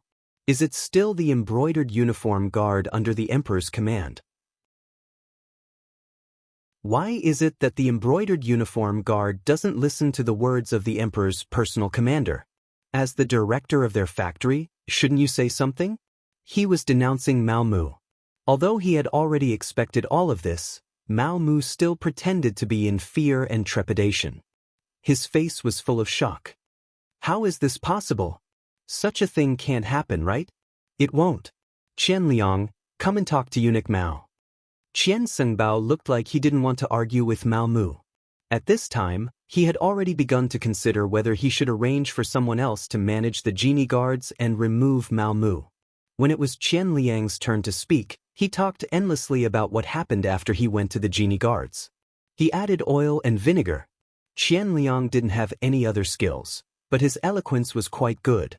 After he said this, it really seemed like he had suffered a great grievance. Qian Sengbao, who was listening at the side, was very angry. Even Mao Mu had an indignant look on his face as he roared, these people are too outrageous. They should all be captured and killed." Qian Sengbao and Qian Liang were dumbfounded by Mao Mu's roar. They didn't expect Mao Mu to have such a reaction. Shouldn't he be looking for reasons and making excuses? Why did he suddenly seem to be more angry than them? As for what he said, killing all the genie guards, this was something Qian Sengbao and Qian Liang didn't want to do. If they really killed them, who would do the work? Oh, the genie guards were doing well before. Now that Qian Liang was the commander, their work suddenly stopped. What would the emperor think? Even if he used his toes to think, he would know what was going on. We must kill them all. Since they don't respect the commander like this, killing them is not wrong. Eunuch Qian, I ask for an imperial edict to punish all the current genie guards. If it doesn't work, we'll kill more than half of them. This way, we'll see who dares to not listen to the commander's orders. Mao Mu didn't seem to be joking. Since he was going to ask for an imperial edict, he was serious. Chapter 1676. Of course, Qian Xingbao wouldn't agree. Although he was very angry that the embroidered uniform guards didn't obey his nephew's orders. But if he had to kill them all because of this, he would not do such a thing. Therefore, the person who should be condemning him became the one who comforted him.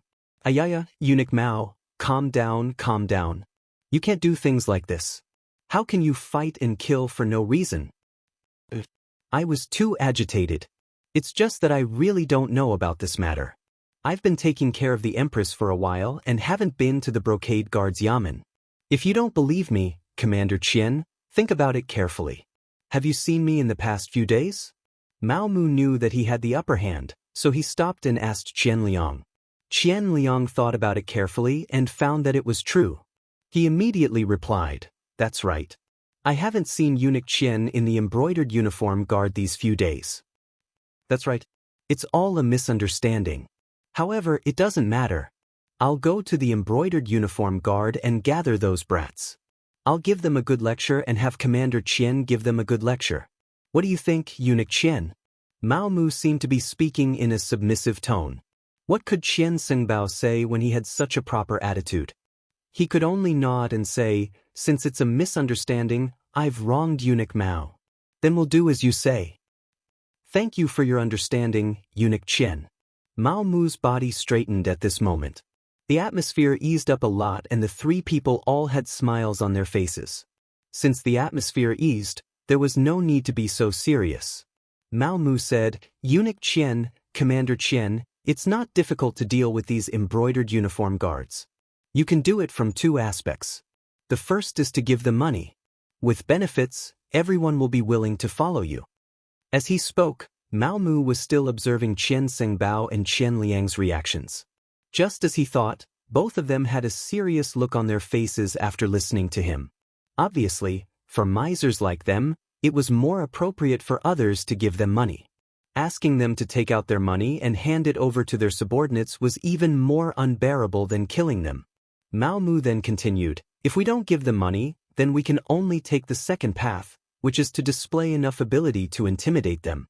Coincidentally, there is a matter that His Majesty has instructed me to discuss the issue of grain with Xianxia. If this matter is done well, this merit will be enough to intimidate others, and we won't have to worry about the brocade guards not being obedient." Listening to Mao Mu's words, Qian Liang originally wanted to say that his ability was mediocre. It was too difficult to prove to others with his ability. But before he could say anything, he heard about the problem of food. He couldn't help but open his ears wide. At this moment, Qian Xingbao's expression turned serious. His intuition told him that this matter of food could be done. After all, it was part of the procurement process. As long as one was a eunuch in the palace or an official in the imperial court, who wouldn't know that when it came to procurement, there were always benefits to be gained.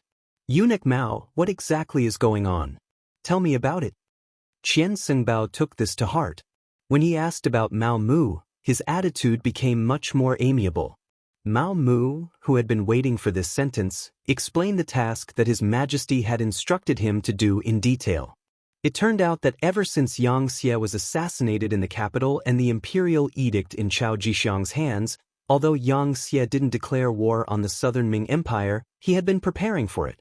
It was said that there were many official ships that went from Qiqian City to Laizhou Prefecture every day, transporting all kinds of supplies before the war. Of course, the southern Ming Empire wasn't idle either. The Ministry of War began to deploy troops and the Ministry of Revenue began to prepare money and food. Here came the problem. In the past few years, because Xianxia had poured large amounts of food into the southern Ming Empire, and the price was very reasonable, it heavily suppressed the local food industry. As a result, the more land the farmers planted, the more losses they suffered. Gradually, large amounts of land began to become barren, and the southern Ming Empire no longer had the ability to produce their own food. Now that they were about to go to war with Xianxia naturally didn't want to sell food to the southern Ming Empire. Although in the past 2 years, the officials of the southern Ming Empire had seen through the problem and increased the amount of food they bought, and they had accumulated some food. However, if they only sent out and didn't receive any food, they wouldn't be able to last for long. For the southern Ming Empire that was about to go to war, this was an extremely dangerous matter. The emperor saw the problem and handed the matter to the embroidered uniform guards, telling them to discuss with the officials of Xianxia about the matter of purchasing food. After all, the two sides hadn't declared war yet, right? Moreover, in the previous negotiations, it was agreed that the southern Ming Empire could continue to buy food, but the price would be raised by 30%. A 30% price increase was still acceptable to the southern Ming Empire. What they were afraid of was that the Xianxia wouldn't sell food. That would be the worst-case scenario. Regarding this matter, we also sent people to discuss with the officials of Xianxia. The other party also revealed a certain amount of information. It's not that they don't want to sell food. After all, the Xianxia boasted that they wanted to bring the Han people to the peak of the world.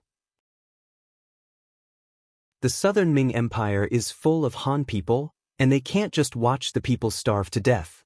However, they still want to raise the price. This is something that the emperor can't accept. Our embroidered uniform guards are responsible for buying food at a 30% price increase to prepare for war. Mao Mu said a lot in one breath. After he finished speaking, he closed his mouth and looked at Qian Sengbao and his nephew's performance. The matter was already very clear, and Qian Sengbao was also thinking in his heart. If this was the case, this was indeed a good job. Once he could buy a lot of food, the emperor would definitely be happy. Then, he would be able to obtain merit. However, the problem was that it wasn't easy to talk about the price of food. Thus, he asked the crucial question, Eunuch Mao, does the emperor mean that there's a possibility of the price increasing? The emperor naturally hopes that it will be as low as possible. However, the food is now in the hands of others. Of course, it's not up to us to decide. If it must increase, then we can only accept it. Mao Mu spread out his hands, and there was a hint of helplessness on his face. This meant that there was room for fluctuation. This way, not only could this task be completed, there might even be a lot of profit in the process. Qian Sengbao's eyes lit up. He had already decided to accept this task for his nephew. When he looked at Mao Mu, he didn't blame him at all. Not only that, his eyes were filled with admiration. It seemed that he had really wronged him before. If Mao Mu really didn't want Qian Liang to be the commander, then why would he mention such an important task? When he thought about how he had wronged him, a trace of guilt flashed across Qian Sengbao's face. He then said, Eunuch Mao, it was indeed a misunderstanding. I have wronged you. How about this? Qian Liang will accept this task.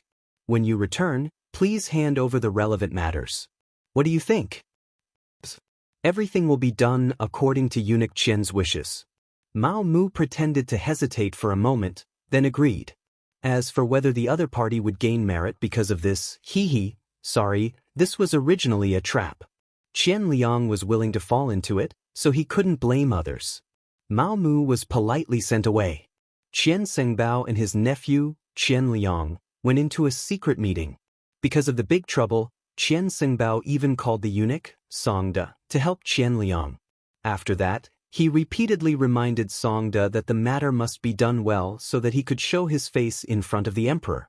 After Qian Liang received a good task, he was naturally very excited.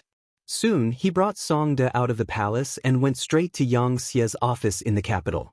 In the office, a young official, Wang Tongxing, who was only 24 years old, was already waiting for Qian Liang to visit. Wang Tongxing, a student of the 6th batch of Yang Xie Academy in Crimson City. When he graduated, he was ranked first in all aspects and caught the eye of Yang Qindong. First, he was sent to the city lord's mansion and started from a small position. His workability was once recognized by City Lord Yu Qian. After that, he was trained by Yang Chendong. This time, he was sent to Southern Ming to cooperate with Mao Mu to seize power. As a student of the Yang Family Academy, there was no need to talk about their ability. More importantly, they were loyal to their leader, Yang Chendong. In the eyes of these students, without Yang Chendong, they wouldn't have everything they had now. In addition, in ancient times, students were very respectful to their teachers. If anyone dared to violate them, they would not be tolerated by this society. This kind of student was naturally worthy of trust. Wang Tongxing was a person who was trusted. Before he came, Yang Chendong specially called him over to give him some instructions. He was very clear about the task this time. Therefore, when he heard that someone in the office reported that the commander of the Southern Ming Brocade Guards, Qian Liang, had come to visit, a smile flashed across his face. The fish had taken the bait. Not only Qian Liang, but many well-informed people from the Southern Ming Empire also knew of Yang Shi's strength. Unknowingly, they had developed the thought of being inferior to him. Therefore, as soon as he entered the office, Qian Liang put away his arrogance and became cautious. He even smiled at everyone he met. For someone like Qian Liang, if he was born during the anti-Japanese war, he would be a complete traitor. After being led to a room, Qian Liang saw Wang Tongxing. However, it was different from what he imagined. Wang Tongxing immediately asked greedily, "Commander Qian, right? Such an important position must be very rich. This is the first time we meet. Do you have any greeting gift?" Qian Liang had never experienced such a thing. The moment they met, they immediately asked for money. Even the most savage and unscrupulous group of eunuchs in his eyes didn't seem to do things so blatantly. For a moment, he was stunned. Qian Liang didn't respond. Wang Tongxing was very angry. He waved his hand and said, "Since you didn't prepare a greeting gift, you can go back. This official is tired today. We can talk about the food another day."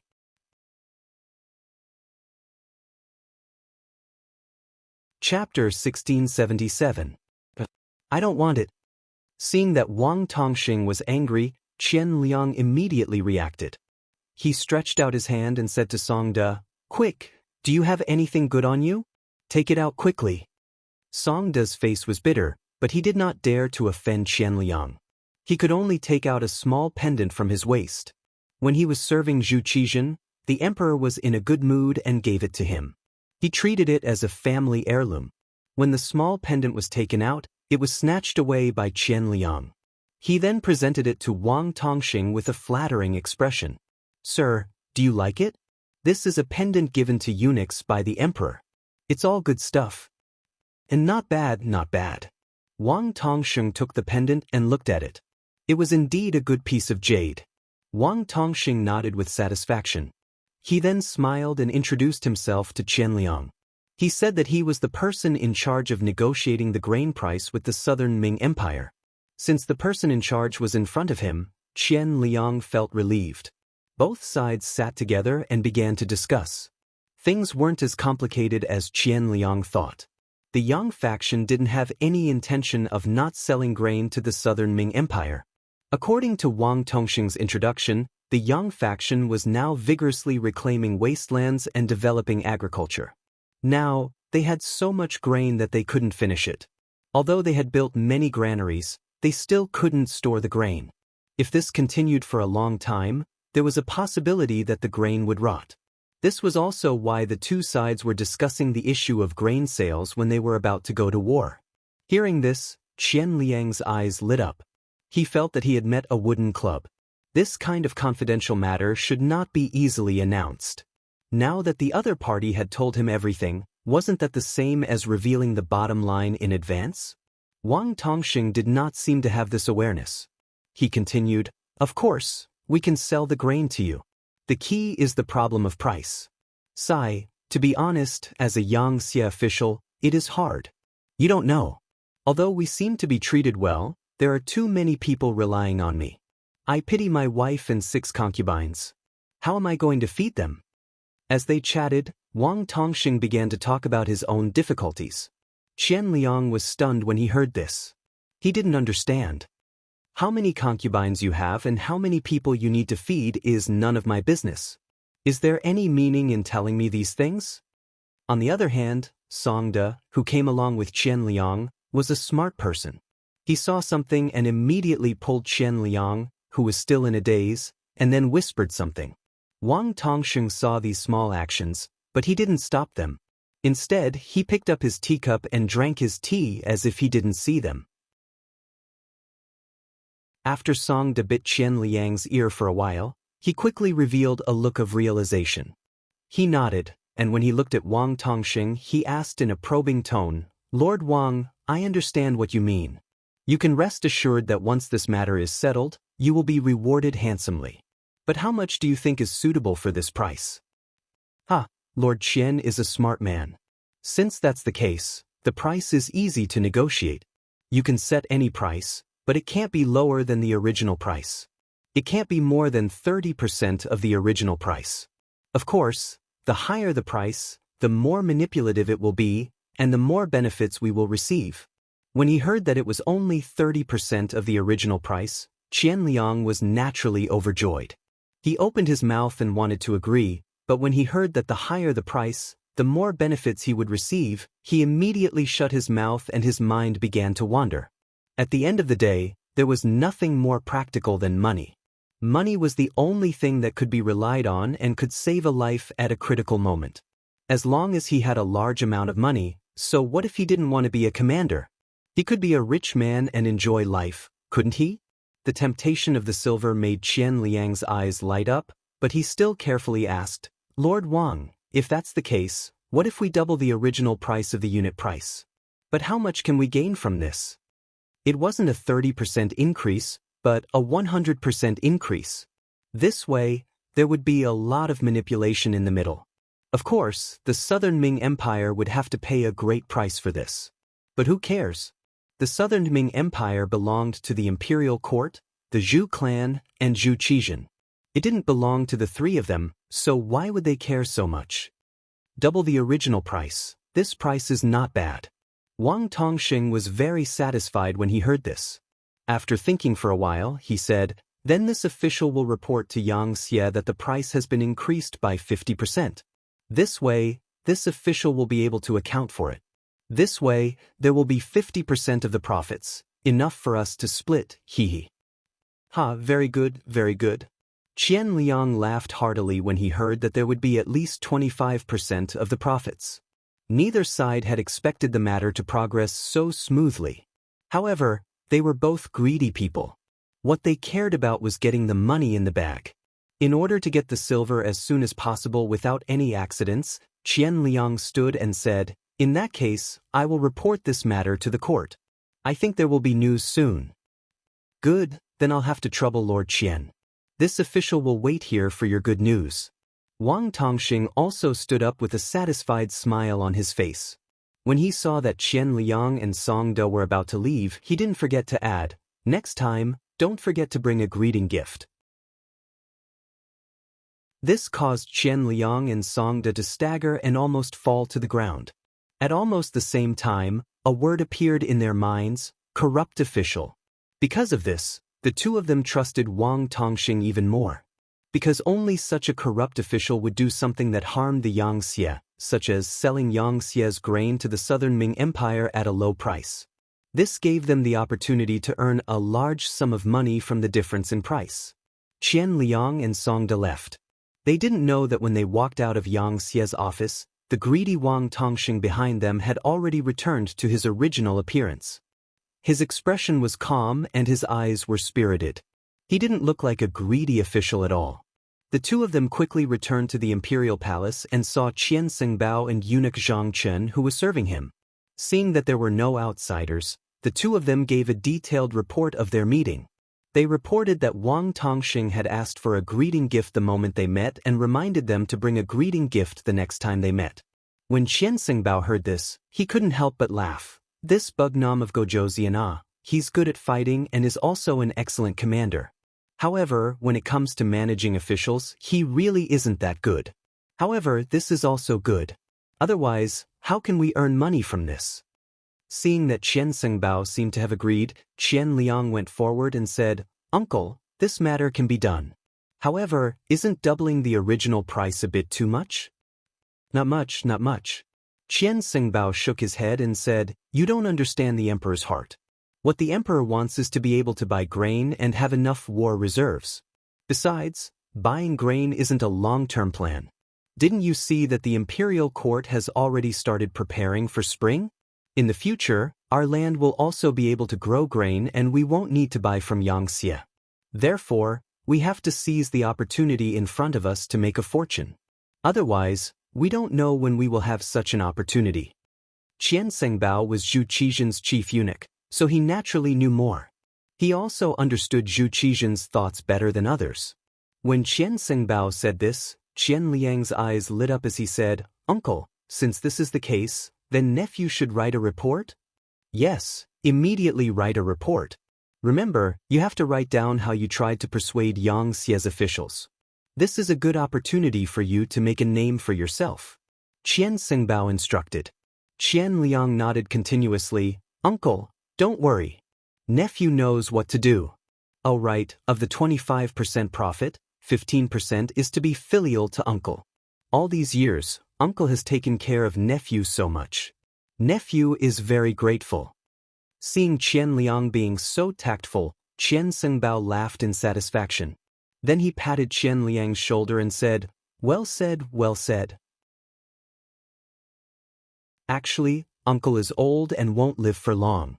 In the future, uncle's money will be left to you. HM? Ha. Yes, yes."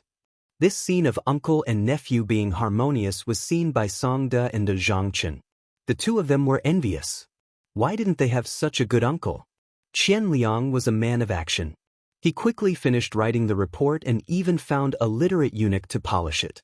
Then, Qian Sengbao personally delivered it to Zhu Qizhen. Hearing that the matter of grain was settled, Zhu Qizhen was very happy.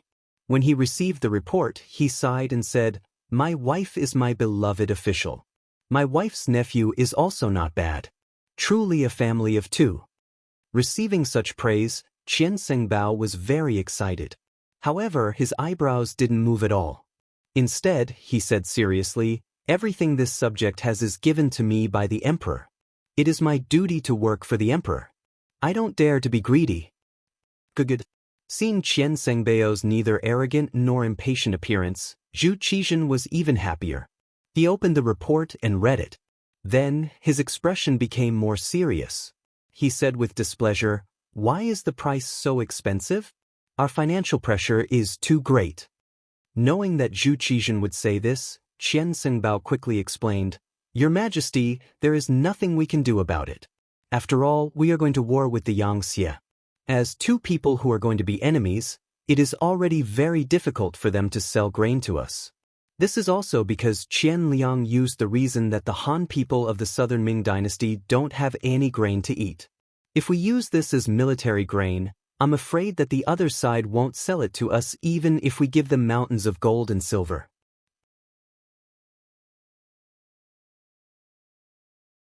Chapter 1678. That makes sense. Since that's the case, let's talk about it. But remember, you must buy more. No one knows how long this war will last. We must make more preparations. Zhu Qizhen felt that Qian Senbao's words were reasonable and nodded in agreement. Since Zhu Qizhen agreed, Qian Senbao's heart could be at ease.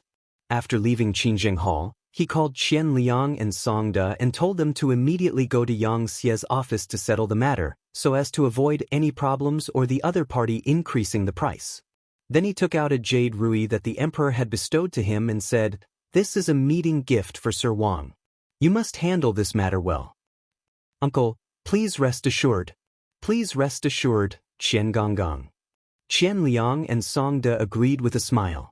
After receiving the jade ruby, they quickly made preparations and left the palace. In Xia's office, Qian Liang once again met Wang Tongxing. When he took out the jade ruby, the other party was clearly very satisfied. The following conversation went even more smoothly. In the end, they settled on an agreement to buy 10 million sure of grain first. The salary of the great Ming dynasty's officials was very low. the 7th-rank county magistrate of the Ming dynasty only had an annual income of 90 shi, which was less than 200 taels of silver. They also had to feed a large number of people. In order to dominate the entire southern Ming dynasty's market, Xianxia sold grain at a very low price. 1 shi, about 120 caddies, was originally sold for 2 taels of silver by Xianxia. Now it was 4 taels of silver. 10 million shi was 40 million taels of silver.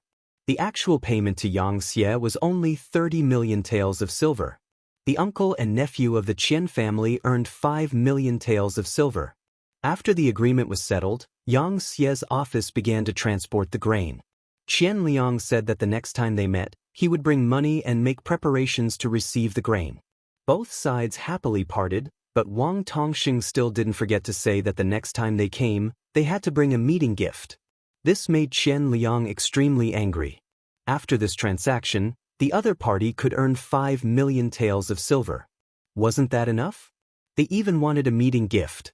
They were even more greedy than him. After watching Qian Liang and Song De leave in a hurry, Wang Tongxing said to one of his followers with a smile on his face, "Go and spread the news. The matter is done. We can start now." "Sir." The follower replied and quickly left. Not long after, Mao Mu received news from the liaison team that they could take action. He rubbed his hands together and said to eunuch Zhu Hai, "Little Hai, let's act according to plan." "Yes, eunuch Mao." Zhu Hai's heart thumped wildly. As Mao Mu's trusted eunuch, he already knew that his father-in-law wanted to deal with Qian Sengbao. Previously, his heart had been hanging in the air because he knew what would happen if he failed in such a battle. However, in order to obtain more power, they had no choice but to fight. Fortunately, his master's plan was meticulous. Now that he saw that most of the matter had been accomplished, he could finally rest assured and get to work. Half a day after Zhu Hai left, a rumor began to circulate in Jingdou.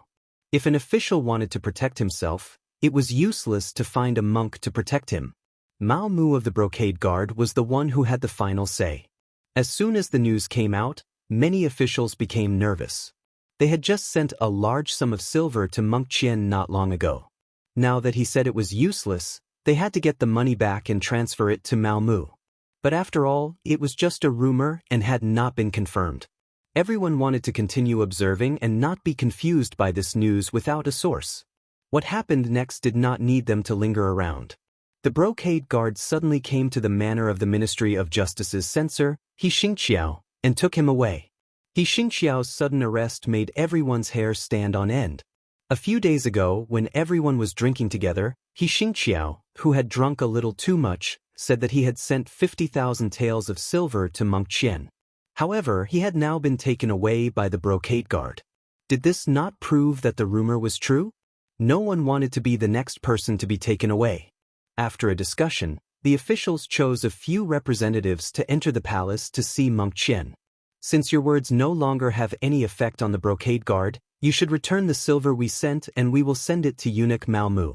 In short, we don't care how you fight, but don't encroach on our power." One official was not scary. What was scary was dozens of officials gathered together. Even Zhu Qizhen would have a headache dealing with this force. Zhu Qizhen did not know about this at this time. He was listening to Mao Mu's secret report. Since it was a secret report, of course, he would not let more people be present. Especially when he heard that this secret report was related to his partner, Monk Qian, all the eunuchs in the Qingjing Hall were driven out. Only 2 eunuchs, Mao Mu and Zhang Qin, were left. Zhang Qin, the eunuch who was regarded as Monk Qian's confidant, had another identity. He was Mao Mu's spy. There was nothing in the world that money could not solve. If it could not be solved, then money would be added. Zhang Qin had been bought over by Mao Mu long ago. That was when Zhang Qin was just a little eunuch. He entered the palace because his family was poor. Once, he was accidentally discovered by Mao Mu. That day, he happened to go out to buy silk for the empress. He saw Zhang Qin's father saying something at the palace gate. At that time, Zhang Qin's face was full of tears. With the idea of making more good karma, Mao Mu walked forward and learned that Zhang Qin's mother was seriously ill and urgently needed money. Zhang Chen's father really had no choice. Only then did he think of his son in the palace who was no longer a healthy person. But at that time, Zhang Chen was just the lowest level eunuch. He had no power, no influence, and no extra money. It was not easy to get some monthly allowance, but it was deducted by the eunuchs. There was not much left. Mao Mu took out 100 taels of silver at one time. Zhang Chen was so grateful that he wanted to kneel down on the spot. From then on, Zhang Chen became Mao Mu's man. However, because his level was too low, and Mao Mu was very low-key at that time, no one noticed this matter. From then on, Mao Mu kept giving Zhang Chen money. Zhang Chen was also a smart and capable person. Step by step, he became Qian Sengbao's right-hand man and became his right-hand man. Mao Mu brought Zhang Chen to Zhu Qizhen to report to him about the food. When Zhang Chen knelt on the ground and told Zhu Qizhen everything he heard from Qian Sengbao, Zhu Qizhen's face was gloomy. He admired Qian Sengbao very much.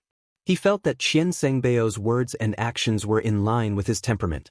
Therefore, he kept him by his side and treated him as an existence like Wang Zhen. Wang Zhen grew up with Zhu Qizhen. Otherwise, he would not be called Zhu Qizhen's partner. In contrast, Qian Sengbao came to Zhu Qizhen's side later. The reason why he was called Zhu Qizhen's partner was a kind of commemoration. It showed that the emperor did not forget Wang Zhen in his heart.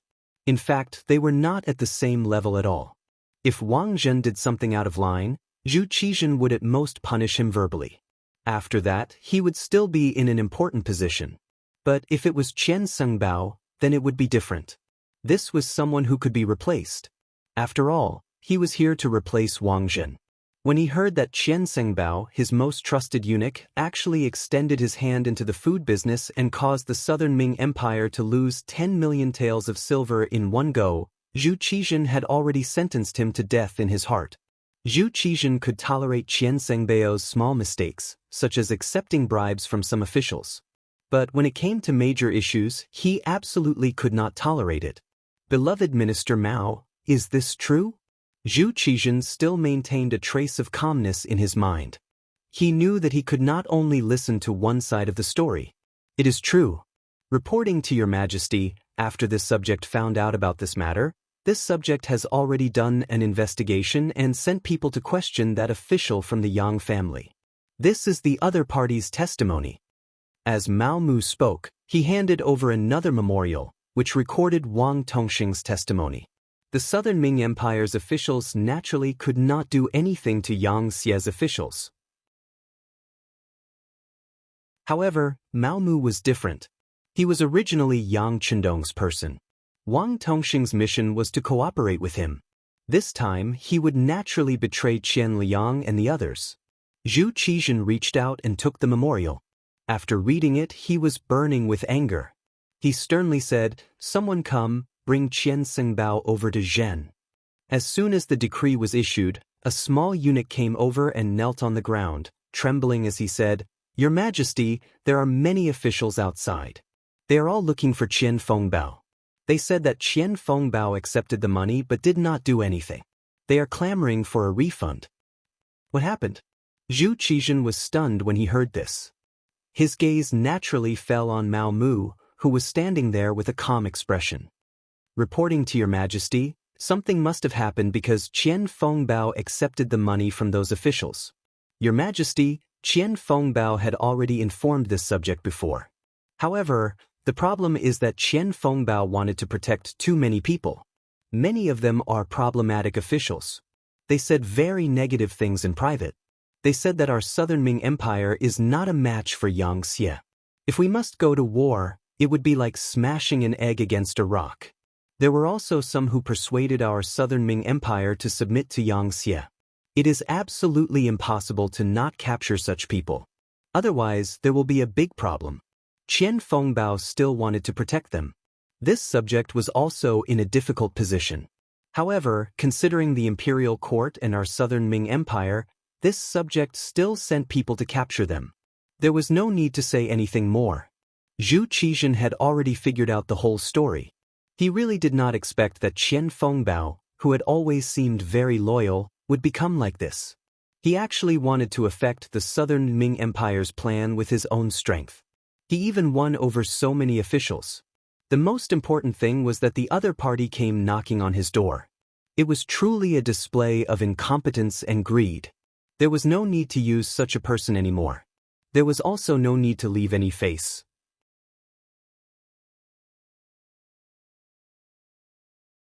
Chapter 1679. Originally, he wanted to reprimand him to see if he had a chance to change. But after the official made such a fuss, Zhu Qizhen gave up all his fantasies. Beloved official Mao, arrest him. This subject obeys. Mao Mu showed a trace of hesitation. Of course, he wouldn't plead for Qian Sengbao, but he still had to act. After all, everyone knew that he was where he was today because of Qian Sengbao's help. This trace of hesitation was seen by Zhu Qizhen. He sighed in his heart at Mao Mu's benevolence and said, "All right, we know what you want to say. But Qian Sengbao's crime cannot be forgiven. You don't need to say any more." Mao Mu knew that he had done what he needed to do. The next step was to uproot Qian's faction. Without Qian Sengbao, the entire group of eunuchs would be in his hands. This way, he could finally play a role in helping Yang Chendong. Think about it, with the help of these eunuchs, how could any of Nanming's actions escape Mao Mu's eyes? It meant that everything Nanming did would be known by Yang Chendong and Xianxia. How could this battle continue? Qian Sengbao was arrested. Qian Liang, Song De, and the others were also arrested. When a large group of embroidered uniform guards appeared in front of them, Qian Liang shouted loudly, "Are your dog eyes blind? Don't you know that I'm the commander?" Qian Liang, who still wanted to show off, was met with a series of punches and kicks. He completely became obedient. As for Qian Sengbao, he shouted loudly that he wanted to see the emperor, but no one paid attention to him. He was tied up and brought to the embroidered uniform guards' prison. In the prison, Qian Sengbao finally saw Mao Mu. Different from before, one was a prisoner, and the other was an official. When he saw Mao Mu appear, Qian Sengbao changed his decadent appearance and threw himself on the iron bars in front of the cage. "Eunuch Mao, quickly go see the emperor. Tell him that this official has something to say. This subject is innocent." At this time, Qian Sengbao still had a commanding tone, which really made Mao Mu unhappy. At this time, he didn't need to lower his head like before. He changed his attitude and raised his head. "What? Eunuch Qian still think that the emperor wants to see you at this time? Think about all the wrong things you've done. His Majesty has been accommodating you again and again, but how did you repay him?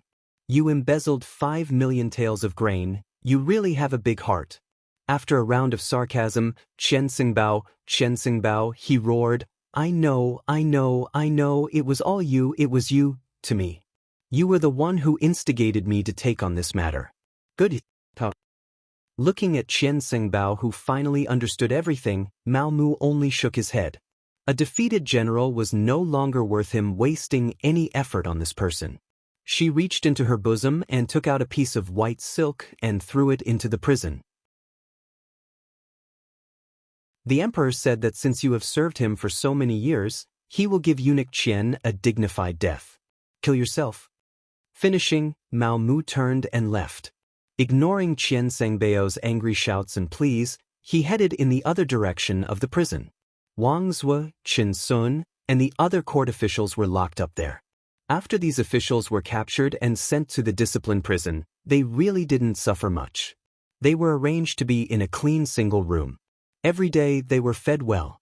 There was paper, ink, and brush in front of them. On the surface, it was for them to report their problems, but on the surface, it was for them to practice calligraphy. After all, there was no entertainment in prison. Practicing calligraphy could calm the mind. Although Mao Mu had come a few times before, he had never had a deep conversation. At that time, his position was not stable. Now it was different. The chief eunuchs who were older than him had been taken down one by one. The remaining eunuchs were tactfully under him. He could finally do what he wanted in prison. He didn't need to be afraid of others spying on him or reporting him. The first to arrive was Wang Zue's room. When the embroidered uniform guard opened the door, Wang Zue was practicing calligraphy. He didn't seem to have any intention of stopping when he saw Mao Mu arrive. He had a feeling that Mao Mu was different from the other eunuchs. However, before the other party revealed his intentions, he wouldn't say anything. This one greets official Wang. When there was no one else in the prison, Mao Mu immediately gave a junior's greeting. Wang Zhuo finally put down the brush in his hand. He turned around and said, "Why is eunuch Mao doing this? Right now, you are an official and I am a prisoner. There is no need for such formalities." "No, official Wang is not a prisoner. You are not guilty. The reason why you were brought here is because I don't want you to work for the Southern Ming Empire. This is all Bugnam of Gojoseon's intention." Mao Mu finally decided to speak the truth. He also believed that at this time, Wang Zhuo should know what to do. As expected, when he said this, Wang Zhuo was stunned. After a long while, he sighed and said, "Bugnam of Gojoseon really has good methods. He even has his hands in the palace. If this old man's guess is correct, eunuch Mao should have the final say in the palace." As official Wang thinks, the stones that should be moved have been moved. Right now, this subject's words still have some weight in the palace. Mao Mu replied modestly, "Amazing, amazing." Wang Zhuo sighed. When he looked at Mao Mu, his attitude became more serious. However, what ability did this old man have to make Bugnam of Gojoseon calculate and arrange things like this? In fact, even if this old man was in court, the Southern Ming Empire wouldn't be a match for Bugnam of Gojoseon. This is different. Mao Mu shook his head. Bugnam of Gojoseon wants to lead the Han people to the peak of the world. If the Xianxia and the Southern Ming Empire really fight, it will only benefit the other foreign races. This is why this kind of plan is made. I hope official Wang can understand. I understand. Wang Zhuo said emotionally. Bugnam of Gojoseon's goal is to do so much for the Han people. It really makes me blush with shame. Speaking of which, this old man is about to enter the ground. If there is something I can do for our people before I pass away, it is also my wish. This meant that he was going to help. Mao Mu was waiting for this result.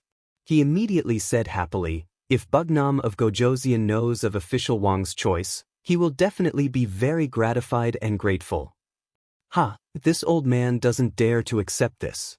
Bugnam of Gojoseon should be the one receiving the gratitude of all the Han people. Alright, since it's like this, I hope eunuch Mao can wait a moment. I will write a few letters and trouble you to send them over. They are all this old man's students. They won't dare to disobey this old man's words. Please start writing, official Wang. This little one will be honored to grind ink for official Wang. Mao Mu also didn't expect things to go so smoothly. In fact, for an old official like Wang Zhuo, he had seen many wonderful things in his life. He was used to seeing the change of imperial power, the internal strife between officials, and the suffering of the common people. Now that there was finally someone who could change everything, how could they not help? Moreover, these days in prison had already made them understand that since the emperor didn't trust them, there was no need for them to risk their lives for him. It was better to go with the flow. Of course, there was another important reason. Yang Qindong definitely knew what they were doing now. Even if they couldn't enjoy this kindness, they still had children and grandchildren who could be taken care of. In this way, everything they did now would be worth it. Mao Mu grinded ink. Wang Zhuo personally wrote more than 10 secret letters. This meant that there were at least 10 officials in the court who would stand on Yang Xie's side in the battle between Yang Xie and the Southern Ming dynasty. There were many Southern Ming officials who were arrested in prison. One could imagine what kind of consequences it would cause. The situation in the Southern Ming dynasty finally stabilized. Mao Mu took over and controlled the entire group of eunuchs. His subordinate, Zhang Qin, became the head eunuch of the Imperial Horse Directorate. His subordinate, Zhu Hai, became the eunuch in charge of the emperor's daily care. With the help of these people and the embroidered uniform guards in his hands, it was guaranteed that if there were any big movements, Yang Qindong would be the first to know. In Xichen City, Baiming's observer group had also left and returned. Because Hu Shao was old and couldn't bear the pain of the bumpy journey, he was left in Xichen City. Queen Hu Yen found a large house outside the palace. When she missed her grandfather, She could go and see him at any time to relieve the pain of homesickness. During this time, Yang Chendong met with the representatives of Baiming's observer group. Among them was the leader of the observer group, the Crown Prince's junior tutor, Grand Scholar and Minister of Justice, Su Yozhen. Speaking of Su Yozhen, his fate was completely changed by Yang Chendong. In history, he made a great contribution in saving Zhu Qizhen. Later, he rebelled and was killed. Now, he was still alive and well. Not only that, but he also became the teacher of Zhu Qiu's only son, Zhu Jinji. More importantly, Su Yozhen was Yang Chendong's subordinate. This allowed him to maintain an excellent state of mind in the upcoming battle between Baiming and Xianxia. Su Yozhen was secretly brought to a small courtyard by Yang Chendong at night. His identity couldn't be exposed yet. Under the guidance of the Black Night Dragon Guard, Su Yozhen saw Yang Chendong in the small courtyard, who was singing to the moon. She quickly walked a few steps forward. When he got close, he knelt on the ground with a thud. Minister Su Yozhen greets the king. "Ha, please rise." Yang Chendong helped Su Yozhen up with a smile on his face. He looked like a group of ministers who were enjoying each other's company. Very few people knew the contents of the meeting. Even the Black Cavalry didn't know the details. They only knew that when Su Yozhen was about to leave, he had a satisfied smile on his face. Baiming's observer group finally left. What they saw and heard in Qiqian City would slowly ferment over time. Yang Chendong didn't care anymore, because he was preparing to attack the Southern Ming Empire. You're tuning in to the Wang Lin's Journey YouTube channel. Don't forget to subscribe and join us on this journey to catch the most captivating stories.